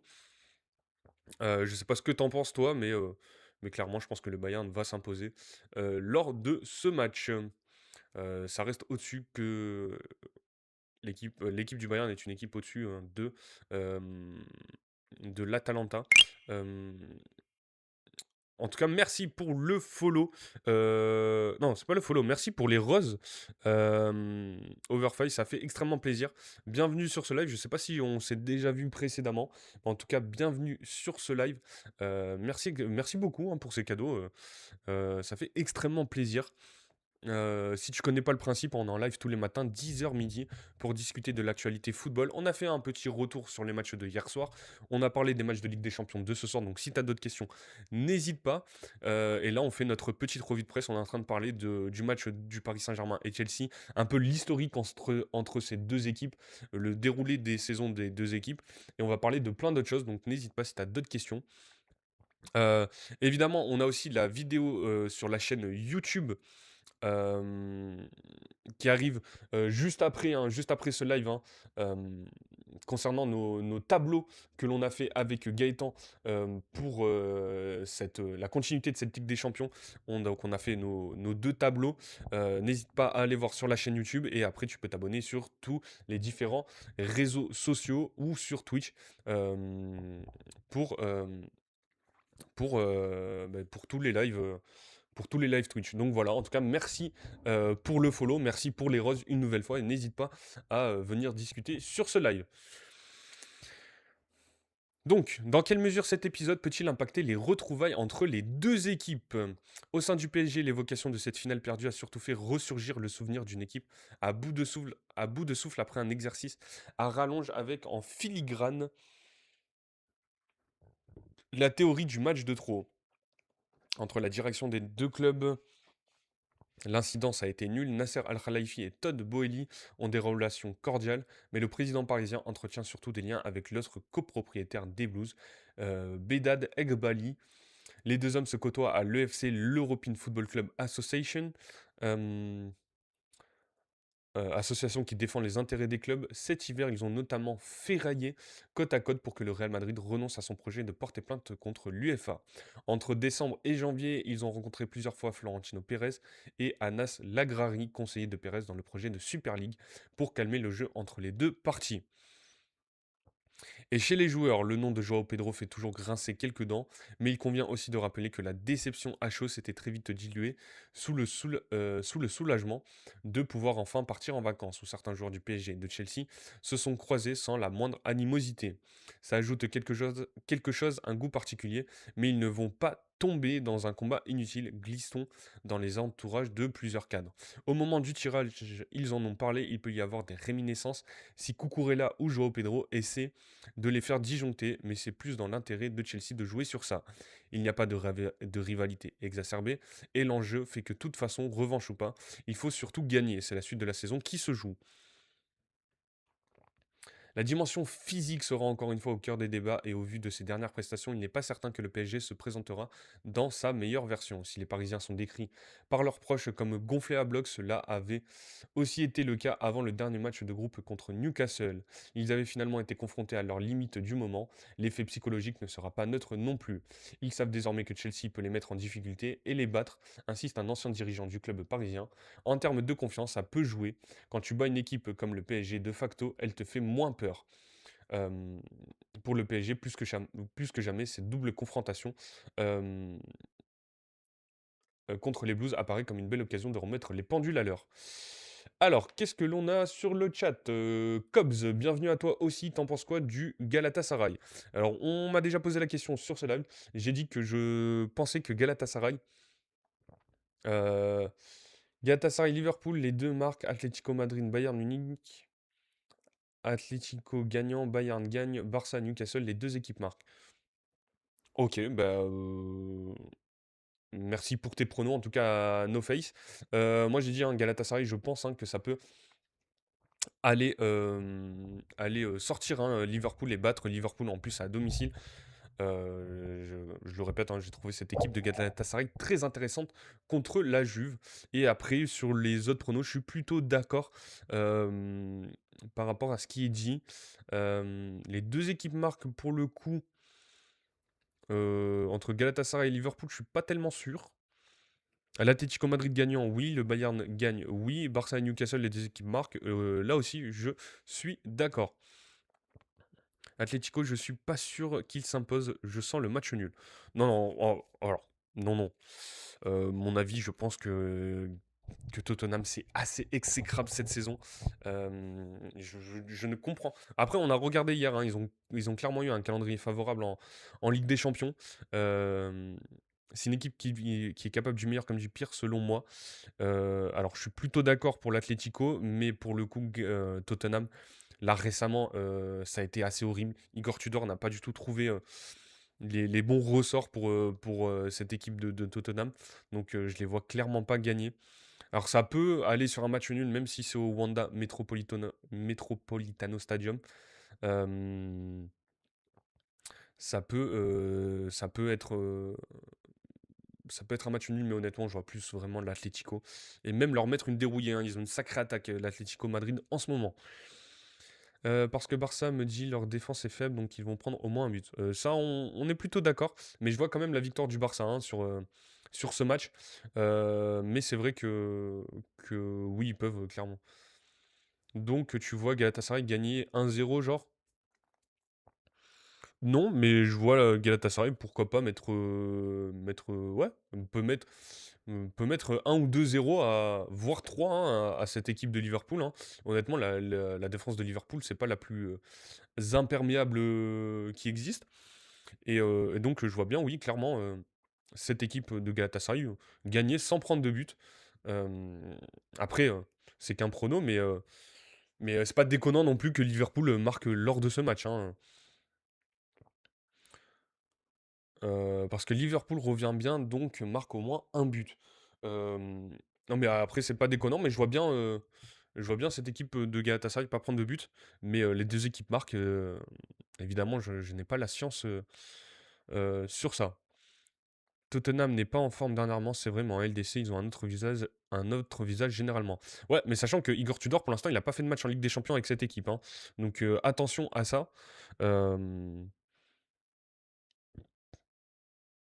donc attention à ça, mais je trouve que voilà, ils ont un autre visage en LDC. Attention, attention, parce qu'ils ont vraiment eu un calendrier favorable en Ligue des Champions quand on regarde leur parcours, hein. Euh, pour moi Tottenham, c'est une équipe. C'est pas ouf, hein, c'est vraiment pas beau à voir en ce moment, cette équipe de Tottenham. Donc honnêtement, j'irai pas dessus du tout. Ouais, clairement, Tottenham qui a fini quatrième, moi ça me choque un peu, ouais. En tout cas, merci à Cobbs pour le follow. Pour le follow, ça fait extrêmement plaisir, hein. Je vois qu'on a eu pas mal de follow aujourd'hui. Donc merci à vous, messieurs, dames, qui que vous soyez. Merci beaucoup pour, pour les cadeaux. Merci à Lisa Marie pour le cœur avec les doigts, mais Lisa Marie qui est présente aujourd'hui. On est quasiment à 2000 likes, hein. On peut monter si on est... donc n'hésitez pas à bombarder les likes sur le live. Mais en tout cas, merci pour les cadeaux. Merci, ça fait plaisir qu'il y ait du monde sur le live, qu'on puisse discuter tous ensemble de cette actu football. N'hésitez pas, c'est ce qu'on cherche, hein, sur le média Hat-Trick, à pouvoir discuter tous les matins football et que je ne sois pas tout seul à faire des monologues pendant 2 heures et pouvoir discuter avec vous, les amis. Osimhen buteur, Kane buteur, Yamal décisif et Sorloth buteur pour moi ce soir. Alors Osimhen, oui. Kane buteur, pas sûr, hein, je crois qu'il est possiblement il est absent Harry Kane, hein, ce soir, hein. Donc attention, il était pas là ce week-end. À vérifier, on va les checker, hein, comme ça, si on peut t'aider dans tes pronos. Mais il me semble que Harry Kane sera absent ce soir, il est blessé, il me semble. Non, enfin, il est bien annoncé présent, donc ça devrait le faire. Euh... euh, C'est pour le Bayern, il est dans le groupe, c'était juste une gêne qu'il avait. D'accord, bah tant mieux, moi je suis content en tout cas de voir Harry Kane ce soir. Euh, pour le coup, il fait une très très grosse saison, j'aime beaucoup ce joueur, hein, Harry Kane. Euh, et donc, hâte de le voir. Et après, tu nous as dit Yamal décisif, c'est vrai que Lamine Yamal en ce moment, c'est très très très très fort. Euh, et Sorloth buteur. Ouais, pareil, Sorloth, on sait que chaque saison, il a des hauts et des bas. Et quand il a des hauts, c'est souvent très très fort. Et en ce moment, il est dans sa période où il est efficace. Donc ouais. Ouais, je suis plutôt d'accord sur ces pronos. Euh, Après, évidemment, on parle de tout ça, hein, pour ceux qui font des paris sportifs, les amis. Sorloth ou Alvarez, ça se joue entre les deux. Euh, ouais, mais je pense que les deux seront titulaires, même avec Ademola Lookman. Mais je disais sur les paris sportifs, hein, on parle pas mal, les deux joueurs marquent tout ça. Pour ceux qui font des paris sportifs, pas de conneries, les amis, s'il vous plaît. On joue pas le PEL ou la maison sur des paris sportifs. On fait attention quand on parie, c'est juste pour mettre un peu de piment pour ces matchs. Donc, pas de bêtises, s'il vous plaît. Euh, En tout cas, merci pour les likes, hein. Je vois que ça grimpe, hein, ça grimpe, ça grimpe. Merci pour les cadeaux. On doit gérer les mises, c'est tout. Évidemment, mais évidemment, hein, je dis pas que il faut pas parier, mais on fait extrêmement attention, hein. Les gens se perdent trop facilement dans ces conneries et c'est pas le but, hein. C'est juste histoire de mettre un peu de piment. Donc voilà, je préfère le redire que, que pas faire forcément de prévention sur ça. Bref. Est-ce qu'on continue sur notre revue de presse où vous aviez d'autres questions, les amis? Est-ce que NoFace a d'autres questions? Est-ce que Cobbs a d'autres questions pour ce live? Est-ce que Over5 a d'autres questions? Sinon, on continue sur cette revue de presse euh, sur le Paris Saint-Germain et Chelsea, hein. On essaye de vous donner quelques infos pour ce match. Euh, donc, comment le Paris Saint-Germain et Chelsea ont fait face aux nombreuses blessures dues à un calendrier très chargé. Donc, on est revenu sur les confrontations entre les deux équipes récentes. On est revenu aussi sur la finale de Coupe du Monde des clubs. Et c'est un peu lié aussi à ça. Donc, les blessures dans ces deux clubs. Donc, les deux finalistes de la Coupe du Monde des clubs, le PSG et Chelsea, qui se retrouvent en huitième de finale de Ligue des Champions mercredi pour un match. Pour le match aller, ont accumulé les blessures cette saison qu'ils ont gérées chacun à leur manière. Un article de José Barroso. Paris-Chelsea, c'est bizarre pour vous, je toucherai pas forcément, je vais voir. Ouais, ouais, ouais. Moi, j'ai clairement dit Paris, je pense que Paris, ça va, même si ça va être compliqué pour le Paris Saint-Germain, je vois euh, Paris passer. Donc, 8 mois après leur affrontement en finale de la première édition de la Coupe du Monde des clubs New Look,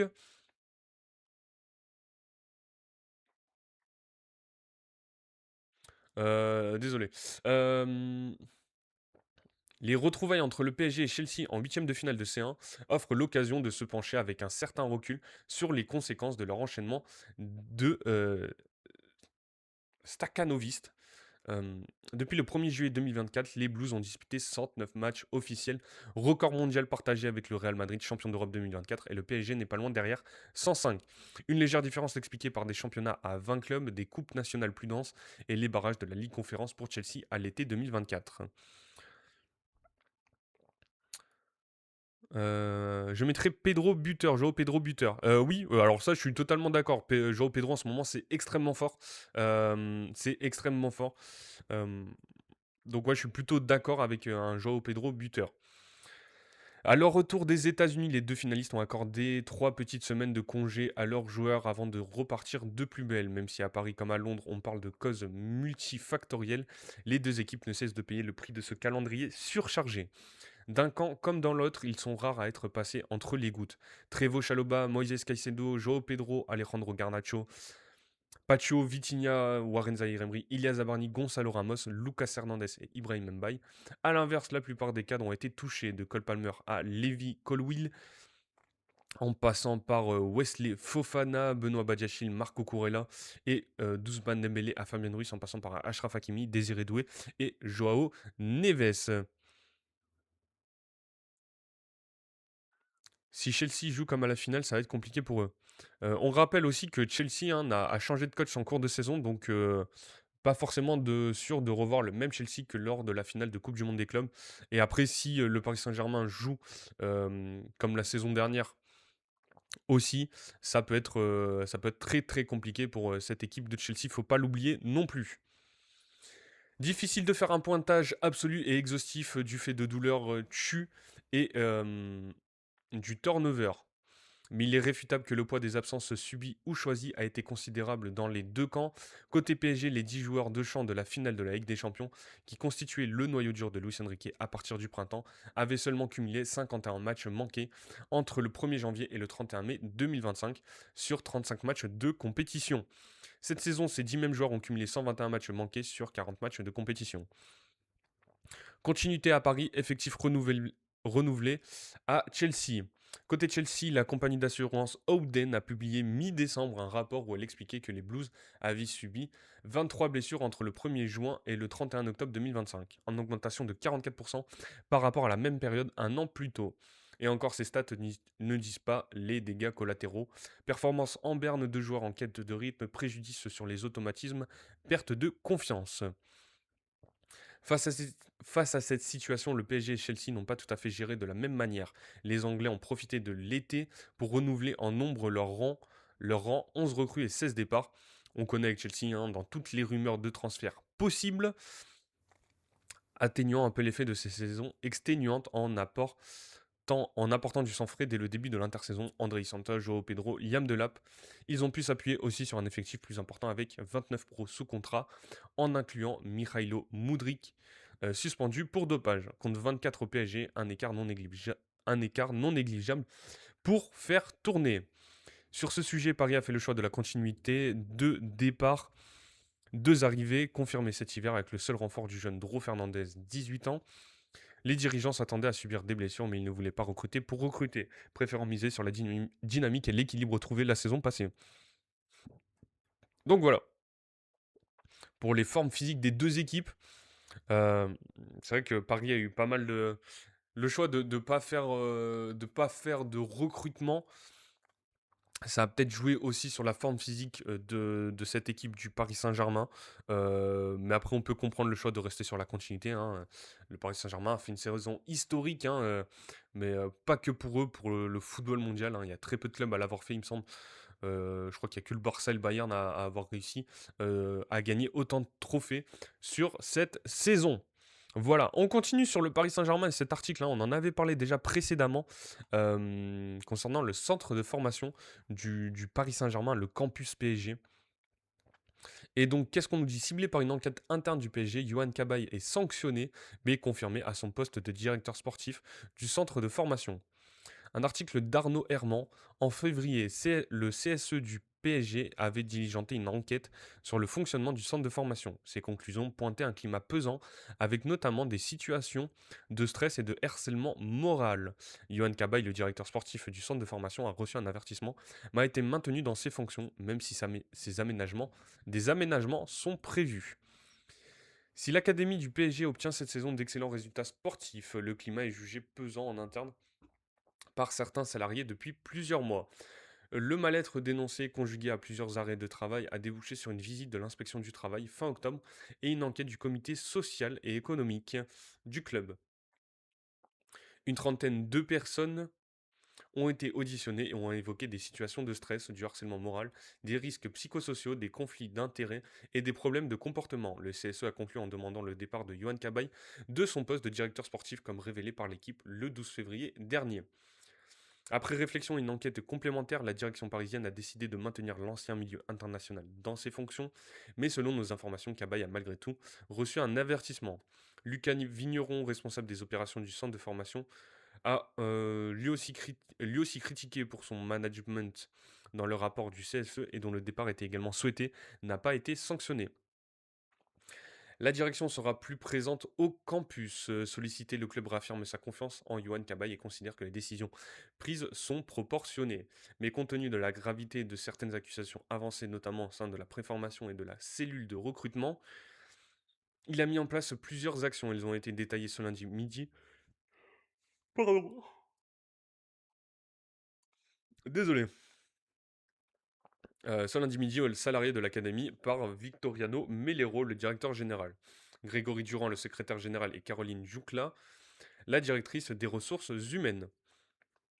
Davantage de réunions entre services sont attendues, une cellule de soutien psychologique est à disposition si besoin. Il a été rappelé la volonté de construire le projet avec les collaborateurs de même que la confiance dans les équipes. Il est aussi souhaité une meilleure coordination avec l'équipe première masculine. Enfin, la direction sera davantage présente au campus. Grégory Durand doit désormais y venir 2 fois par semaine. C'est terrible ça. Désolé. Désolé les amis. Et la DRH une fois tous les 15 jours, cette présence doit permettre de prendre le pouls de ce qui se passe à Poissy et de veiller à la mise en place des décisions annoncées. Lors de cet échange, Cabaye a reconnu sa part de responsabilité et évoqué un besoin plus important de communication. Contacté via son avocat, il a renvoyé vers son club. Donc voilà pour la situation, enfin l'actualité du Paris Saint-Germain en ce moment. Le match de Chelsea arrive demain. Le campus, il y a aussi la Youth League où le Paris Saint-Germain est toujours en liste. Mais on va parler des Français toujours en lice en Ligue des Champions. Que ce soit Dembélé, Saliba, Mbappé ou Michael Olise. Les huitièmes de finale de la Ligue des Champions à aller ont lieu mardi et mercredi avec plusieurs affiches au programme, notamment le PSG Chelsea ou encore Real Madrid Manchester City. De nombreux Français sont encore en lice dans la compétition.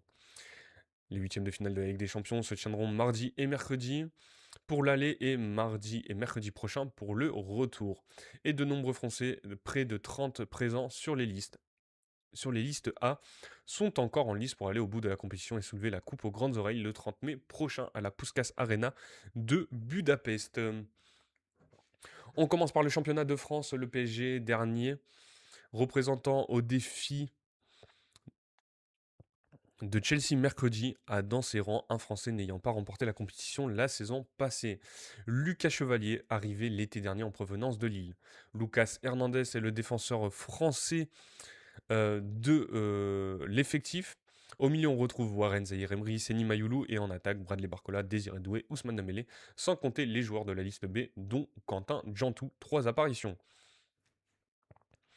Son adversaire Chelsea, entraîné par Liam Rosenior, a 3 Français, tous défenseurs dans ses rangs, Wesley Fofana, Benoît Badiachil, Malo Gusto et Malo Gusto. Manchester City, opposé au Real Madrid, ne compte qu'un bleu, Ryan Cherki, qui a quitté Lyon l'été dernier. Toujours en Angleterre, Arsenal compte William Saliba dans son effectif. 4 Français au Real. Un autre défenseur central joue dans un club anglais encore en lice en C1, Ibrahima Konaté à Liverpool, auquel s'est ajouté l'attaquant Hugo Ekitike. À Tottenham, c'est l'inverse de Chelsea, il y a 3 Français, mais tous attaquants, Wilson Odober, Matistel et Randall Kolo Moigny. Passons à l'Espagne, le Real Madrid possède 4 Français, Ferland Mendy, Aurélien Tchouameni, Eduardo Camavinga et Kylian Mbappé. Son rival, le FC Barcelone, n'a qu'un bleu en la personne de Jules Koundé, et à l'Atlético, il y a Clément Langlais et Antoine Griezmann. Enfin, Galatasaray compte Sacha Boé, buteur contre la Juventus 5-2 le 17 février dans ses rangs. En Allemagne, il reste le Bayern Munich et le Bayer Leverkusen et des Français, Dayo Upamecano et Michael Olise côté bavarois, Loïc Badet, Axel Tapp et Martin Terrier côté Leverkusen. Les équipes n'ayant pas de Français sont Newcastle, l'Atalanta Bergame et le Sporting et Bodo Glimt dans voilà pour ces Français dans les équipes qui jouent les huitièmes de finale de Ligue des Champions. Il y a aussi 8 joueurs menacés de suspension en huitième de finale retour de LDC, un joueur du PSG et deux de Chelsea sous la menace. Alors,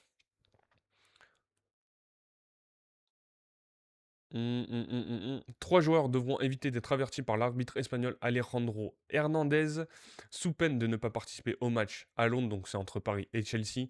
On a Nuno Mendes pour le PSG, Enzo Fernandez et Andrei Santos pour Chelsea. Concernant les autres rencontres, les Français du Bayern Munich, Dayo Upamecano et Michael Olise, ainsi que leur partenaire Joshua Kimmich et leur coach Vincent Kompany pourraient tous manquer le match. Retour face à l'Atalanta en carte de carton jaune à l'aller mardi soir.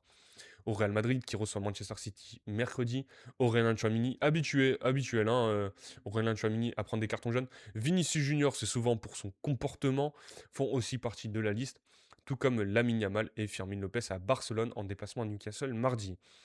Enfin, pour l'Atlético de Madrid, Thiago Almada, Clément Langlais, Robin Lenormand, Marcos Llorente, Giuliano Simeone. Pas mal de joueurs, hein. Côté Atlético, on sait que c'est très, très physique, hein, quand on joue chez les Colcho. Et le père, hein, Cholo Simeone, coach, doivent tous se tenir à carreau mardi soir face à une équipe de Tottenham où Randall Colomoni est également concerné par cette menace.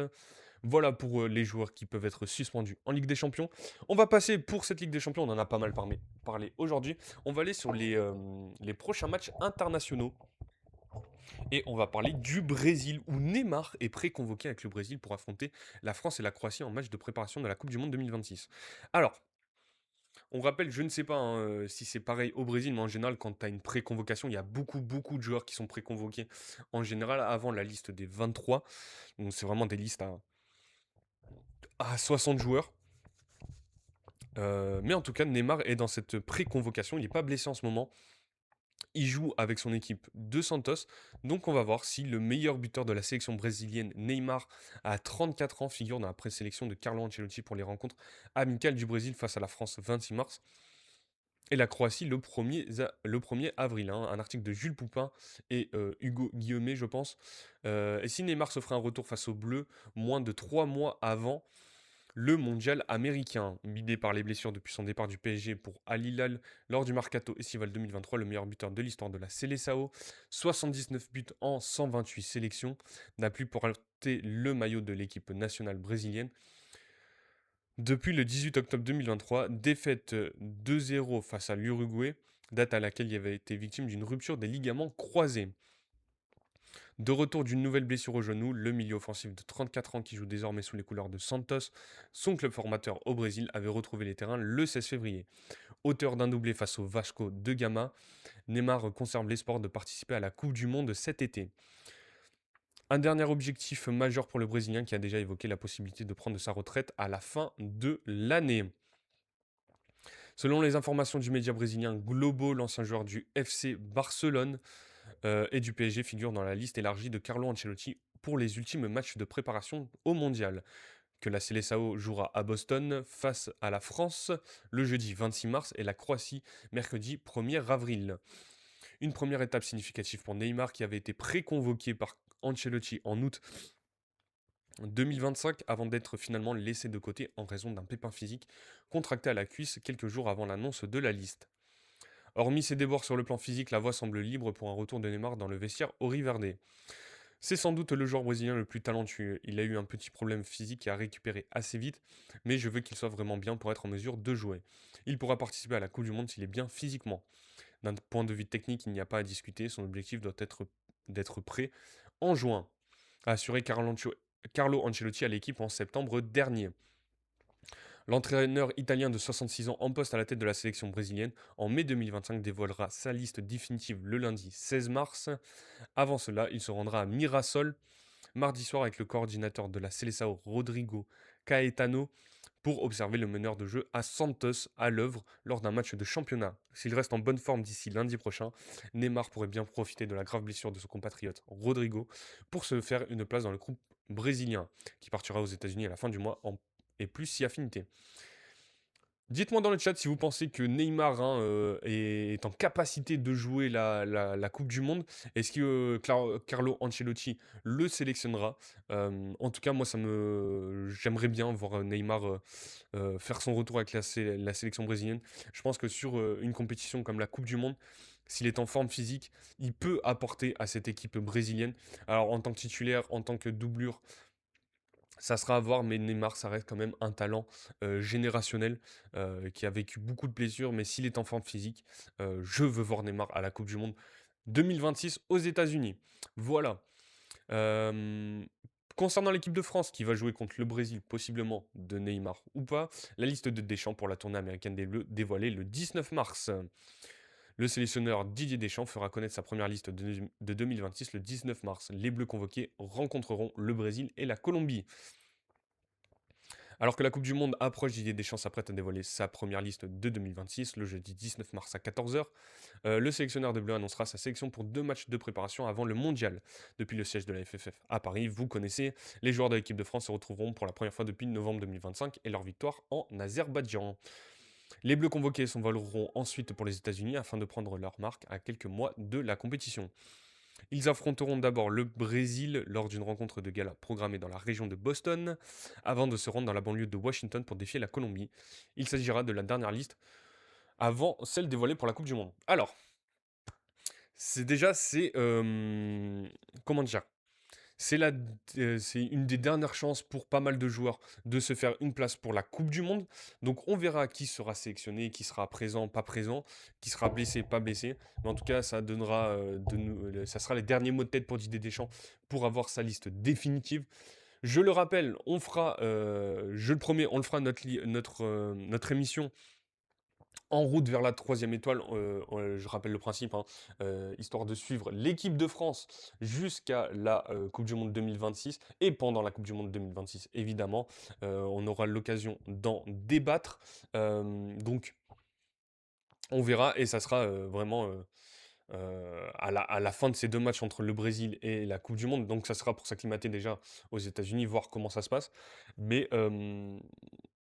mais ça sera l'occasion pour Didier Deschamps de faire ses derniers choix définitifs pour cette Coupe du Monde.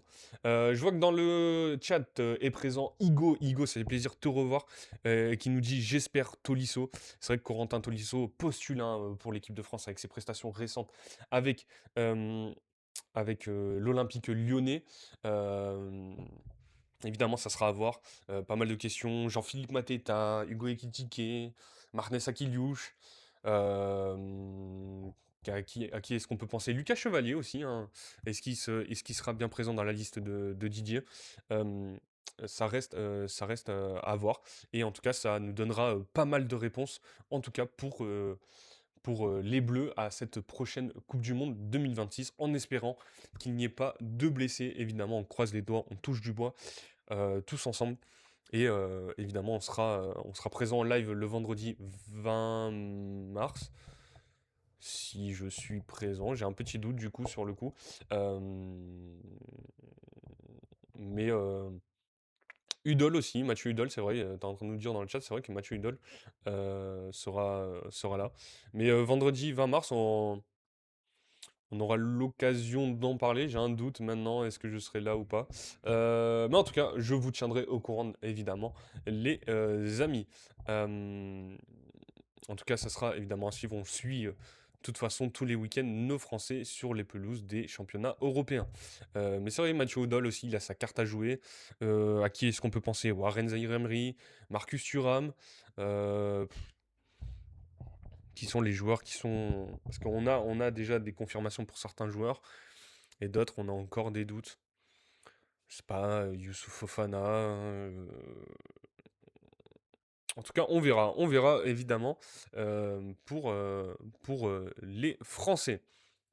En parlant de joueurs français, on a une info mercato de la part de Flashcore et Dean Jones. Manchester United surveille Eduardo Camavinga et Aurélien Tchouameni. Alors, il me semble qu'Aurélien Tchouameni, ça fait pas mal de temps que Manchester United le surveille. Mais Eduardo Camavinga, je crois que c'est la première fois que j'entends des rumeurs sur lui. On le rappelle, hein, Casemiro doit quitter le club en fin de saison et donc il se positionne, enfin Manchester United cherche à le remplacer avec des joueurs confirmés. Alors, on parlait de Français, on parlait aussi de Bruno Guimaraes la semaine dernière, il me semble, pour Manchester United. Donc voilà, il y a pas mal d'options. On sait que Manchester United est capable d'aligner le chèque pour faire venir des gros joueurs. Manchester United suit de près la situation du milieu de terrain du Real Madrid alors que le club doit remplacer Casemiro cet été. Le Brésilien a rejoint Old Trafford en provenance de Santiago Bernabéu en 2022. Désormais, alors qu'il s'apprête à partir libre à la fin de la saison, il est envisageable que United se tourne à nouveau vers le géant espagnol pour combler le vide laissé par son départ. La priorité est de trouver un joueur capable d'occuper le rôle de Casemiro, mais United prévoit de recruter au moins deux milieux de terrain centraux. Beaucoup trop fort, le Bruno, j'adore le joueur. Alors, est-ce que tu nous parles de Bruno Fernandes? Ah non, de Bruno Guimaraes. Ouais, effectivement, Bruno Guimaraes, très très fort, hein. Faut pas trop qu'il soit blessé euh, non plus. Mais c'est vrai que c'est un très très bon joueur, ce Bruno Guimaraes. Pour moi, c'est un des favoris, hein, un de mes favoris en tout cas, si, que je souhaite voir à Manchester United pour remplacer Casemiro, euh, capable d'extrêmement bien défendre. euh, Peut-être un peu moins bon au niveau du jeu de tête, mais très physique et capable de marquer des buts, de faire des passes décisives. Donc ouais, Bruno Guimaraes serait une très très bonne recrue. À voir aussi le prix pour lui. Donc selon certaines sources, Eduardo Camavinga et Aurélien Tchouameni figurent parmi les noms envisagés dans le cadre du programme de renforcement du milieu de terrain prévu cet été. Et il faut que Manchester United soit aussi en Ligue des Champions la saison prochaine pour faire venir des joueurs, que ce soit Aurélien Tchouameni, Eduardo Camavinga, Guimaraes. Hein. Il faut que, à tout prix que Manchester United soit en Ligue des Champions. C'est bien parti en tout cas. Bon, ils ont perdu le week-end, enfin la semaine dernière. Ils sont toujours troisième ou quatrième. Ils sont quatrième, il me semble, en première ligue. Donc il faut que ça continue. Depuis l'arrivée de Michael Carrick, c'est beaucoup mieux pour Manchester. Donc il faut à tout prix que Manchester United soit en Ligue des Champions. Prévu cet été. L'incertitude qui entoure la construction de l'effectif du Real est intrigante. Il est jugé possible que Camavinga ou Chouamini quitte le Real, surtout si le club réalise une grande signature au milieu de terrain. Enzo Fernandez, Alexis McAllister, Dominic Sloboslai, Adam Wharton, Rodri et Vitinha font partie des joueurs cités comme cibles potentielles du club espagnol. Hein. On parle des cibles potentielles pour le Real à l'été 2026. Cela suscite des interrogations sur l'avenir de Camavinga et Chouameni. Fait intéressant, United suit ces deux joueurs depuis longtemps et avait déjà envisagé de les recruter avant leur départ pour l'Espagne. Les deux joueurs ont refusé à l'époque, euh, préférant rejoindre le Real. Manchester United souhaite toujours recruter un milieu de terrain évoluant en première ligue, mais le club garde à l'esprit ouvert quant à l'origine de ses futurs recrues. United surveille attentivement l'Espagne pour dénicher des talents de premier plan alors que la saison entre ces deux moments entre dans ces moments décisifs.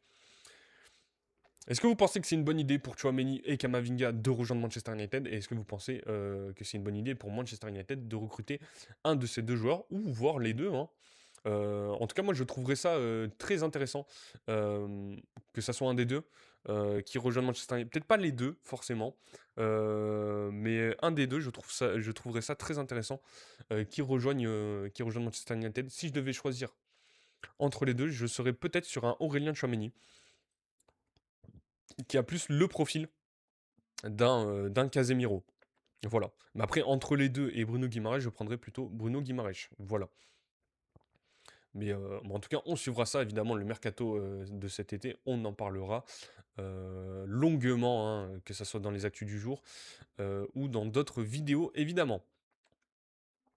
Donc tout à l'heure, je ne sais plus qui nous parlait de Tanner Tessman. On avait un petit article sur Tanner Tessman, l'américain, le milieu de terrain américain, joueur de l'Olympique lyonnais. Alors, qu'est-ce qui se passe en ce moment par rapport à Tanner Tessman et son jeu? On trouvait qu'il faisait une bonne saison. Récemment, c'est un peu moins bien. Et donc, un article d'Hugo Guillaumet, évidemment. Manque de technique et de mobilité. Tanner Tessman, un milieu pas adapté au jeu de l'OL. Indigent lors des défaites à Strasbourg et Marseille, à peine mieux ce dimanche contre le PFC, Tanner Tessman souffre au milieu, où ses carences techniques et son manque de dynamisme handicapent l'expression collective de l'OL. Dans un monde idéal, Tanner Tessmann devrait être la variable d'ajustement de l'ambitieuse tactique de Paulo Fonseca, une solution de remplacement au milieu pour verrouiller les fins de mercato en apportant un peu de présence athlétique et de taille, mais l'OL n'évolue pas dans un monde idéal, en tout cas pas dans un monde qui l'épargnerait des trop nombreuses blessures et d'un effectif limité en quantité. Et voilà que l'Américain de 1,88 m se retrouve à jouer les premiers rôles dans l'entrejeu où ses limites sont pourtant criantes. Contre de petits adversaires contre de petits adversaires que l'OL domine, et quand il joue sentinelle sans devoir sortir du pressing, Tessman s'en sort sans éclat mais sans encombre. Et cette utilisation ne gêne pas l'expression de l'équipe, mais dès lors que le niveau s'élève ou que Fonseca le positionne un peu plus haut sur le terrain, l'international américain, 24 ans, 12 sélections, expose ses faiblesses, celles d'un milieu à la technique et au dynamisme trop limité pour exister dans la densité des grands matchs. C'est vrai que sous pression, Tanner Tessman, techniquement, il a beaucoup de mal. Je suis plutôt d'accord avec ce qui est dit dans cet article. À Strasbourg, il y a 15 jours, il a sombré face à la mobilité des Alsaciens. Il a été remplacé avant l'heure de jeu. À Marseille, une semaine plus tard, le ballon lui a brûlé les pieds. Son match a été un naufrage dans tous les domaines. De l'air en charnière, je crois que le club aurait aimé le vendre cet hiver. Oui, c'est vrai qu'il y avait des rumeurs cet hiver concernant Tanner Tessman, mais l'Olympique lyonnais n'a pas forcément de marge de manœuvre concernant son mercato. Je crois que le club aurait aimé le vendre cet hiver, car il y a une cote en Angleterre et n'est pas adapté à ce que fait Fonseca, estime le recruteur français d'un club de première ligue. Il a de bonnes datas physiques, mais le contexte de jeu ne lui convient peut-être pas. C'est ainsi que Brentford s'est rapproché de lui, sans vraiment titiller l'intérêt du joueur, sous contrat jusqu'en 2029 à Lyon. Encore long et emprunté contre le Paris FC ce dimanche, Tessman est une anomalie dans un milieu joueur bâti pour la possession, autour de profils comme ceux de Taylor Morton, Corentin Tolisso, Noir Narté ou Calis Mera. Le sommet de sa saison a duré une semaine au mois de septembre quand il a marqué contre Angers en Ligue 1. Bon, là, il est un peu dur par contre. Le 19, puis à Utrecht en Ligue Europa le 25 pour 2 victoires. 1-0 forcément très importante, mais avec lui dans l'entrejeu, les stats ne mentent pas. L'OL tient moins bien la possession, frappe moins bien au but, marque moins, va plus rarement dans la surface adverse et récupère le ballon moins haut. Et oui, Tessman, c'est pas la série B aussi. Oh, c'est un bon joueur, je trouve, Tanner Tessman. C'est vrai que dans un jeu comme l'Olympique Lyonnais, il n'est pas forcément adapté, mais c'est pas forcément un mauvais joueur, je trouve. Il a peut-être pas le niveau d'une équipe qui souhaite jouer jusqu'au bout de la Ligue Europa ou une équipe comme l'Olympique Lyonnais dans le podium de cette Ligue 1 ou les trois quatre premières places. Mais ça reste un joueur intéressant. Je sais pas où forcément je le verrai. Euh, mais c'est vrai que techniquement, il est légèrement limité quand même. Dans ce contexte, l'utilisation optimale de l'Américain pourrait bien se trouver en défense centrale où il a déjà dépanné 2 fois de suite dans le début de l'exercice avec une réussite totale face au Maccabi Tel Aviv. 6 buts à 0 le 27 novembre, puis contre Nantes, 3 buts à 0 3 jours plus tard. Le niveau des adversaires est à relativiser, mais jamais l'OL n'a connu des succès avec un écart au score plus favorable cette saison. L'expérience pourrait ainsi être renouvelée jeudi sur la pelouse du Celta Vigo où les Lyonnais joueront très gros en huitième de finale aller de la Ligue Europa. Avec la blessure d'Ensley Maitland-Niles et la non-qualification d'Ansa Teboer, Clinton Mata en souffrance mais encore debout devra probablement se décaler sur, le côté, sur la droite, laissant sa place en charnière et Tessman pourrait en profiter enfin pour faire parler ses qualités à ce poste et briller dans un gros match. C'est pas bête. C'est pas bête, c'est vrai, s'il y a l'absence de Atebor et Maitland Niles. Je ne sais pas si Ruben Kluivert sera disponible jeudi. Il me semble qu'il sera toujours blessé. Donc oui, décaler Clinton Mata à droite, hein, lui qui jouait à ce poste précédemment à l'Olympique Lyonnais, et mettre Tanner Tessman en défense centrale, c'est pas une idée incongrue, en tout cas de la part de Paolo Fonseca. Il est quelle heure? 11h47. 11h47. Alors, il nous restait un ou deux articles. Euh, et je voulais qu'on parle de André-Pierre Gignac. Bon, les histoires de Paris en MLS, hein, on peut dire que ces joueurs sont assez stupides. Donc on en parle. Yo, putain, Yeboah, pardon, et Derrick Jones suspendus à vie par la MLS pour des paris sportifs, notamment sur leur match. C'est vraiment, c'est vraiment idiot de leur part, hein, eux qui sont plutôt bien payés dans le championnat américain, à aller parier sur leur match. Je trouve ça totalement stupide, mais bon, c'est pas la première fois. Aux États-Unis, ça existe beaucoup. Beaucoup de joueurs, on vend un NBA, il y a eu des histoires de paris. Donc on va passer pour cet article. L'amende de Rodri, parce qu'il a dénoncé, il a parlé des arbitres. Donc Rodri qui va payer 92 000 euros d'amende pour ses propos tenus contre le corps arbitral après le match entre Manchester City et Tottenham. Voilà. Mais on va parler d'André Pierre Gignac. On finira sur les joueuses iraniennes. On en parlait hier, qui n'ont pas chanté l'hymne national et qui ne devraient pas retourner en Iran. Et on finira peut-être par un petit jeu. Voilà. 40 ans et alors, encore une fois, héros du derby de Monterrey, André Pierre Gignac laisse planer le doute concernant sa retraite. Buteur dans le temps additionnel lors du 142e Classico Reggio face à Monterrey, André Pierre Gignac a une nouvelle fois offert la victoire aux Tigres samedi. À 40 ans, l'attaquant français continue de marquer l'histoire du football mexicain alors que la question de la fin de sa carrière se pose toujours. Un article de Julie Vimon. À 40 ans, André-Pierre Gignac continue de faire basculer les grands rendez-vous. Samedi soir, l'attaquant des Tigres a encore écrit une page de sa longue histoire avec le club en inscrivant le but de la victoire face au CF Monterrey dans le temps additionnel. Entré en jeu en fin de match, le Français n'a eu besoin que de quelques minutes pour devenir le héros du 142e Classico Reggio. Une scène presque familière pour celui qui a fait de ces confrontations un terrain d'expression privilégié. Avec cette nouvelle réalisation, Gignac a porté son total à 15 buts dans ce qui constitue l'un des derbys les plus chauds du football mexicain. Confirmant son statut de meilleur buteur de l'histoire de cette rivalité, il s'agissait de son 34e Classico depuis son arrivée au Mexique en 2015. Mais derrière l'exploit du week-end se cache une question qui accompagne désormais chacune de ses apparitions. Combien de temps l'attaquant français foulera-t-il encore les pelouses mexicaines? Son contrat avec les Tigres arrive à échéance en juin et depuis plusieurs mois, les rumeurs de départ à la retraite escortent l'ancien Marseillais. Pour l'instant, aucune décision n'a été annoncée ni par le joueur ni par le club. Malgré le poids des années, l'influence de Gignac demeure intacte. Son but face à Monterrey lui permet d'atteindre la barre symbolique des 190 réalisations en Liga MX, un total qui le place parmi les 10 meilleurs buteurs de l'histoire du championnat. Un premier carton rouge en 21 ans de carrière. Dans le vestiaire des Tigres, son importance ne fait aucun doute, pardon. Après la rencontre, le gardien Nahuel Guzman expliquait à Medio Tiempo: ce but était mérité vu le déroulement du match. Je suis content pour André et l'équipe. Le portier argentin a préféré toutefois rester prudent au moment d'évoquer l'avenir du Français. Avec tous les grands événements, on ne sait jamais vraiment lequel sera le dernier, alors il ne faut rien exclure. Arrivé sur le banc des Tigres il y a un peu plus d'un an, le jeune entraîneur Guido Pizarro, 36 ans, partenaire du Français de 2018 à sa retraite en 2025, n'a pas oublié non plus de partager son admiration pour son attaquant et aîné. Après la rencontre, je pense qu'au final, nous avons obtenu le résultat le plus juste et c'est grâce à André. Il est évident qu'il représente beaucoup pour nous tous, pour le club, pour les supporters. Je suis heureux pour lui, heureux pour l'équipe. Le technicien a même évoqué une dimension presque symbolique de ce nouveau but dans la rencontre. On l'aime tous tellement, c'est comme dans un film. Je pense qu'à la fin, tout le monde ira le serrer dans ses bras et le porter en triomphe. L'image serait magnifique.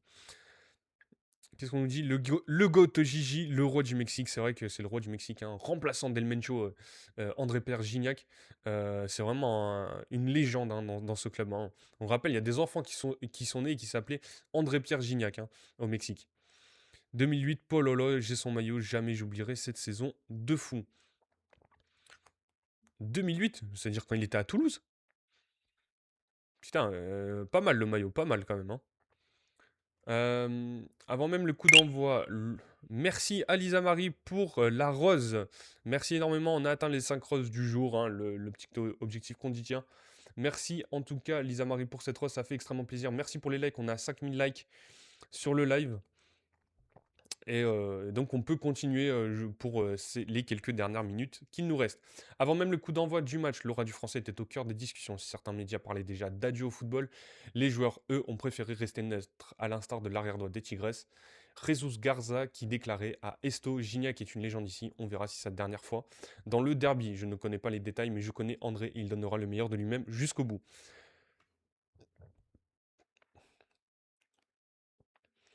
Euh, Bien sûr, c'était incroyable.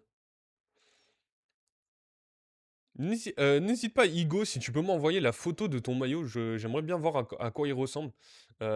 Juste pour la gueule du maillot, si tu peux me l'envoyer sur TikTok, hein, en privé. Ça me ferait plaisir de voir. Je suis assez fan de maillots. Bon, là, pour le coup, aujourd'hui, c'est de l'e-sport, hein, mon maillot, mais j'aime beaucoup tout ce qui est histoire de maillot, tout ça, donc n'hésite pas à me l'envoyer en DM. Si le statut du français reste intact, son rôle sur le terrain a progressivement évolué ces derniers mois. Dans un effectif dense offensivement, Gignac est utilisé en sortie de banc. Depuis le début du tournoi de clôture, il a disputé 7 matchs avec les Tigresses, 2 en Coupe des Champions. Quand je rentre du taf, je regarde ça. Je te remercie en tout cas et force à toi, hein, si t'es au taf, hein. Merci de regarder ce live quand t'es au taf, ça fait extrêmement plaisir et bon courage, hein. J'espère que ça se passe bien pour toi. Depuis le début du tournoi de clôture, il a disputé 7 matchs avec les Tigres, 2 en Coupe des champions de la CONCACAF et 5 en championnat pour une seule titularisation le 4 février face à Forge. Sa seconde partie de saison a été marquée par un épisode inédit. Le 1er février, l'international français, 36 sélections, 7 buts, a reçu un carton jaune dans le temps additionnel face au club Léon et ainsi subi la première expulsion de sa carrière professionnelle. Oui, tranquille, c'est la pause à la soupe. Ben, bon appétit, hein, pour cette pause. Euh, Ce rouge lui a valu une suspension d'un match, une gêne à une cheville, l'a par la suite empêché de participer au match face au club américain le 1er mars. Beaucoup d'attaquants pour une seule place en pointe. Utiliser Gignac en sortie de banc s'explique aussi par la concurrence au sein de l'effectif. Les Tigres évoluent le plus souvent dans un système en 4-2-3-1, laissant qu'une place en pointe. Le club mexicain dispose de plusieurs options défensives, offensif, pardon, notamment depuis l'arrivée dernier du champion du monde argentin Angel Correa, en provenance de l'Atlético de Madrid, venu renforcer un secteur offensif déjà dense avec son compatriote Juan Francisco Bruneta, 14 buts et 5 passes décisives cette saison. T'as parlé de Cruzeiro, je pense, hier. Non, on n'en a pas parlé forcément de la bagarre entre Cruzeiro et c'est quoi, l'Atlético Mineiro. Non, non, je n'aime pas trop mettre en valeur ça au Brésil. C'est un peu catastrophique ce qui s'est passé. Mettre en valeur des choses comme ça, c'est un peu dommage. Mais c'est vrai que c'était une sacrée bagarre quand même. Pas trop compris pourquoi ça a pris des proportions. Mais en tout cas, voilà. Euh, ouais, cette bagarre a été catastrophique. J'ai pas envie de dire plus, mais voilà. Euh, alors, je sais plus où j'en étais. Oui, son compatriote Juan Francisco Brunet a 14 buts, 5 passes décisives cette saison, ou encore l'international mexicain en 33 sélections, Diego Lainez. 5 buts et 8 passes décisives, même si Gignac continue de gratter du temps de jeu dans la majorité des rencontres, c'est qu'il conserve une réelle importance dans le dispositif des Tigresses. Après 10 journées de tournoi de clôture, son équipe occupe la 6 place du classement. 5 victoires, 1 nul, 4 défaites, la dernière directement qualificative pour les quarts de finale, puisque Monterrey 9e est encore en course au moins pour le play-in. Ce derby ne sera peut-être pas le dernier du Provençal, mais il en restera au moins deux si André-Pierre Gignac décidait de prolonger le plaisir. En attendant, les Tigres doivent se concentrer sur leur prochain rendez-vous, un déplacement jeudi sur la pelouse du FC Cincinnati pour les huitièmes de finale aller de la Coupe des Champions de la CONCACAF. Et si l'on se fie à ce qu'il a montré samedi soir, Gignac n'a peut-être pas encore terminé d'écrire son histoire au Mexique. 23 rouges, une équipe, c'est pas un 11, c'est pas 11 contre 11, c'est qui le 23e? Ça doit être un entraîneur ou un gars sur le banc, un truc comme ça qui a pris son rouge.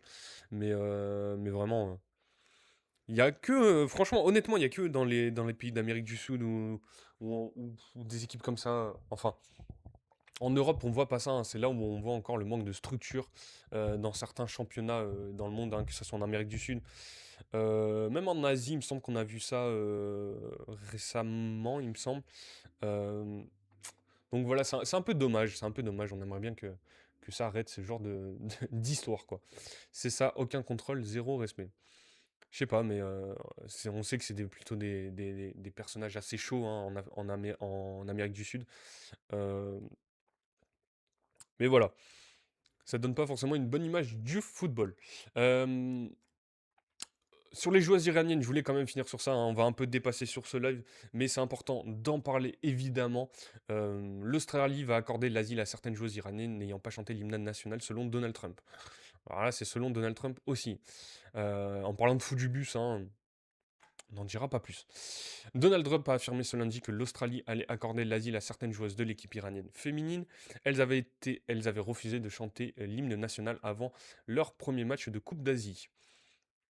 Donald Trump a affirmé ce lundi sur son réseau Trousse social que certaines joueuses de l'équipe iranienne qui avaient refusé de chanter l'hymne national avant un match de la Coupe d'Asie allaient bénéficier de l'asile de l'Australie. Les 26 membres de la délégation iranienne sont arrivés dans le pays quelques jours avant le début des frappes américano-israéliennes qui ont notamment entraîné la mort de l'ancien guide suprême, l'ayatollah Ali Khamenei. Je viens de parler au Premier ministre australien Anthony Albanese, a écrit le président américain ce lundi, qui avait réclamé peu auparavant un geste de Canberra en faveur de ses sportives. Les Australiens s'occupent déjà de 5 d'entre elles et le reste suivra. Certaines toutefois ont le sentiment qu'elles doivent retourner en Iran parce qu'elles ont peur pour la sécurité de leur famille, a-t-il précisé en ajoutant que le dirigeant australien faisait un très bon boulot dans cette situation assez délicate. Reza Pahlavi, fils du dernier Shah d'Iran, avait déjà appelé l'Australie à assurer la sécurité des joueuses. Les membres de l'équipe nationale féminine de football d'Iran subissent de fortes pressions et sont menacés par la République islamique, avait écrit le fils du Shah déchu sur X. Elle risque de graves conséquences. Si elle retourne en Iran, j'appelle le gouvernement australien à assurer la sécurité et à leur apporter tout le soutien nécessaire, a-t-il ajouté. Les joueuses silencieuses pendant l'hymne. Les athlètes iraniennes sont restées silencieuses alors que retentissait l'hymne iranien avant leur premier match de la Coupe d'Asie face à la Corée du Sud.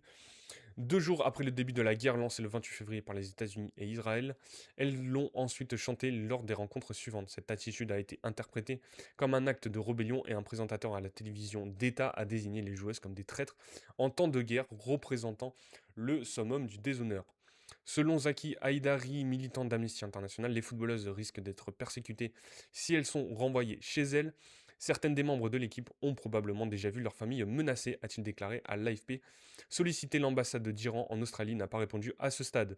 Les Iraniennes avaient fait leur début en Coupe d'Asie en 2022 en Inde et n'étaient devenues des héroïnes nationales dans un pays où les droits des femmes sont sévèrement restreints. C'est une dingue, ça promet pour la Coupe du Monde, effectivement. C'est effectivement la situation géopolitique en ce moment, que ce soit avec les États-Unis, le Mexique aussi, hein, avec les cartels hein, et la mort d'El Mencho. Il y a eu pas mal de remue-ménage, la situation géopolitique avec cette guerre.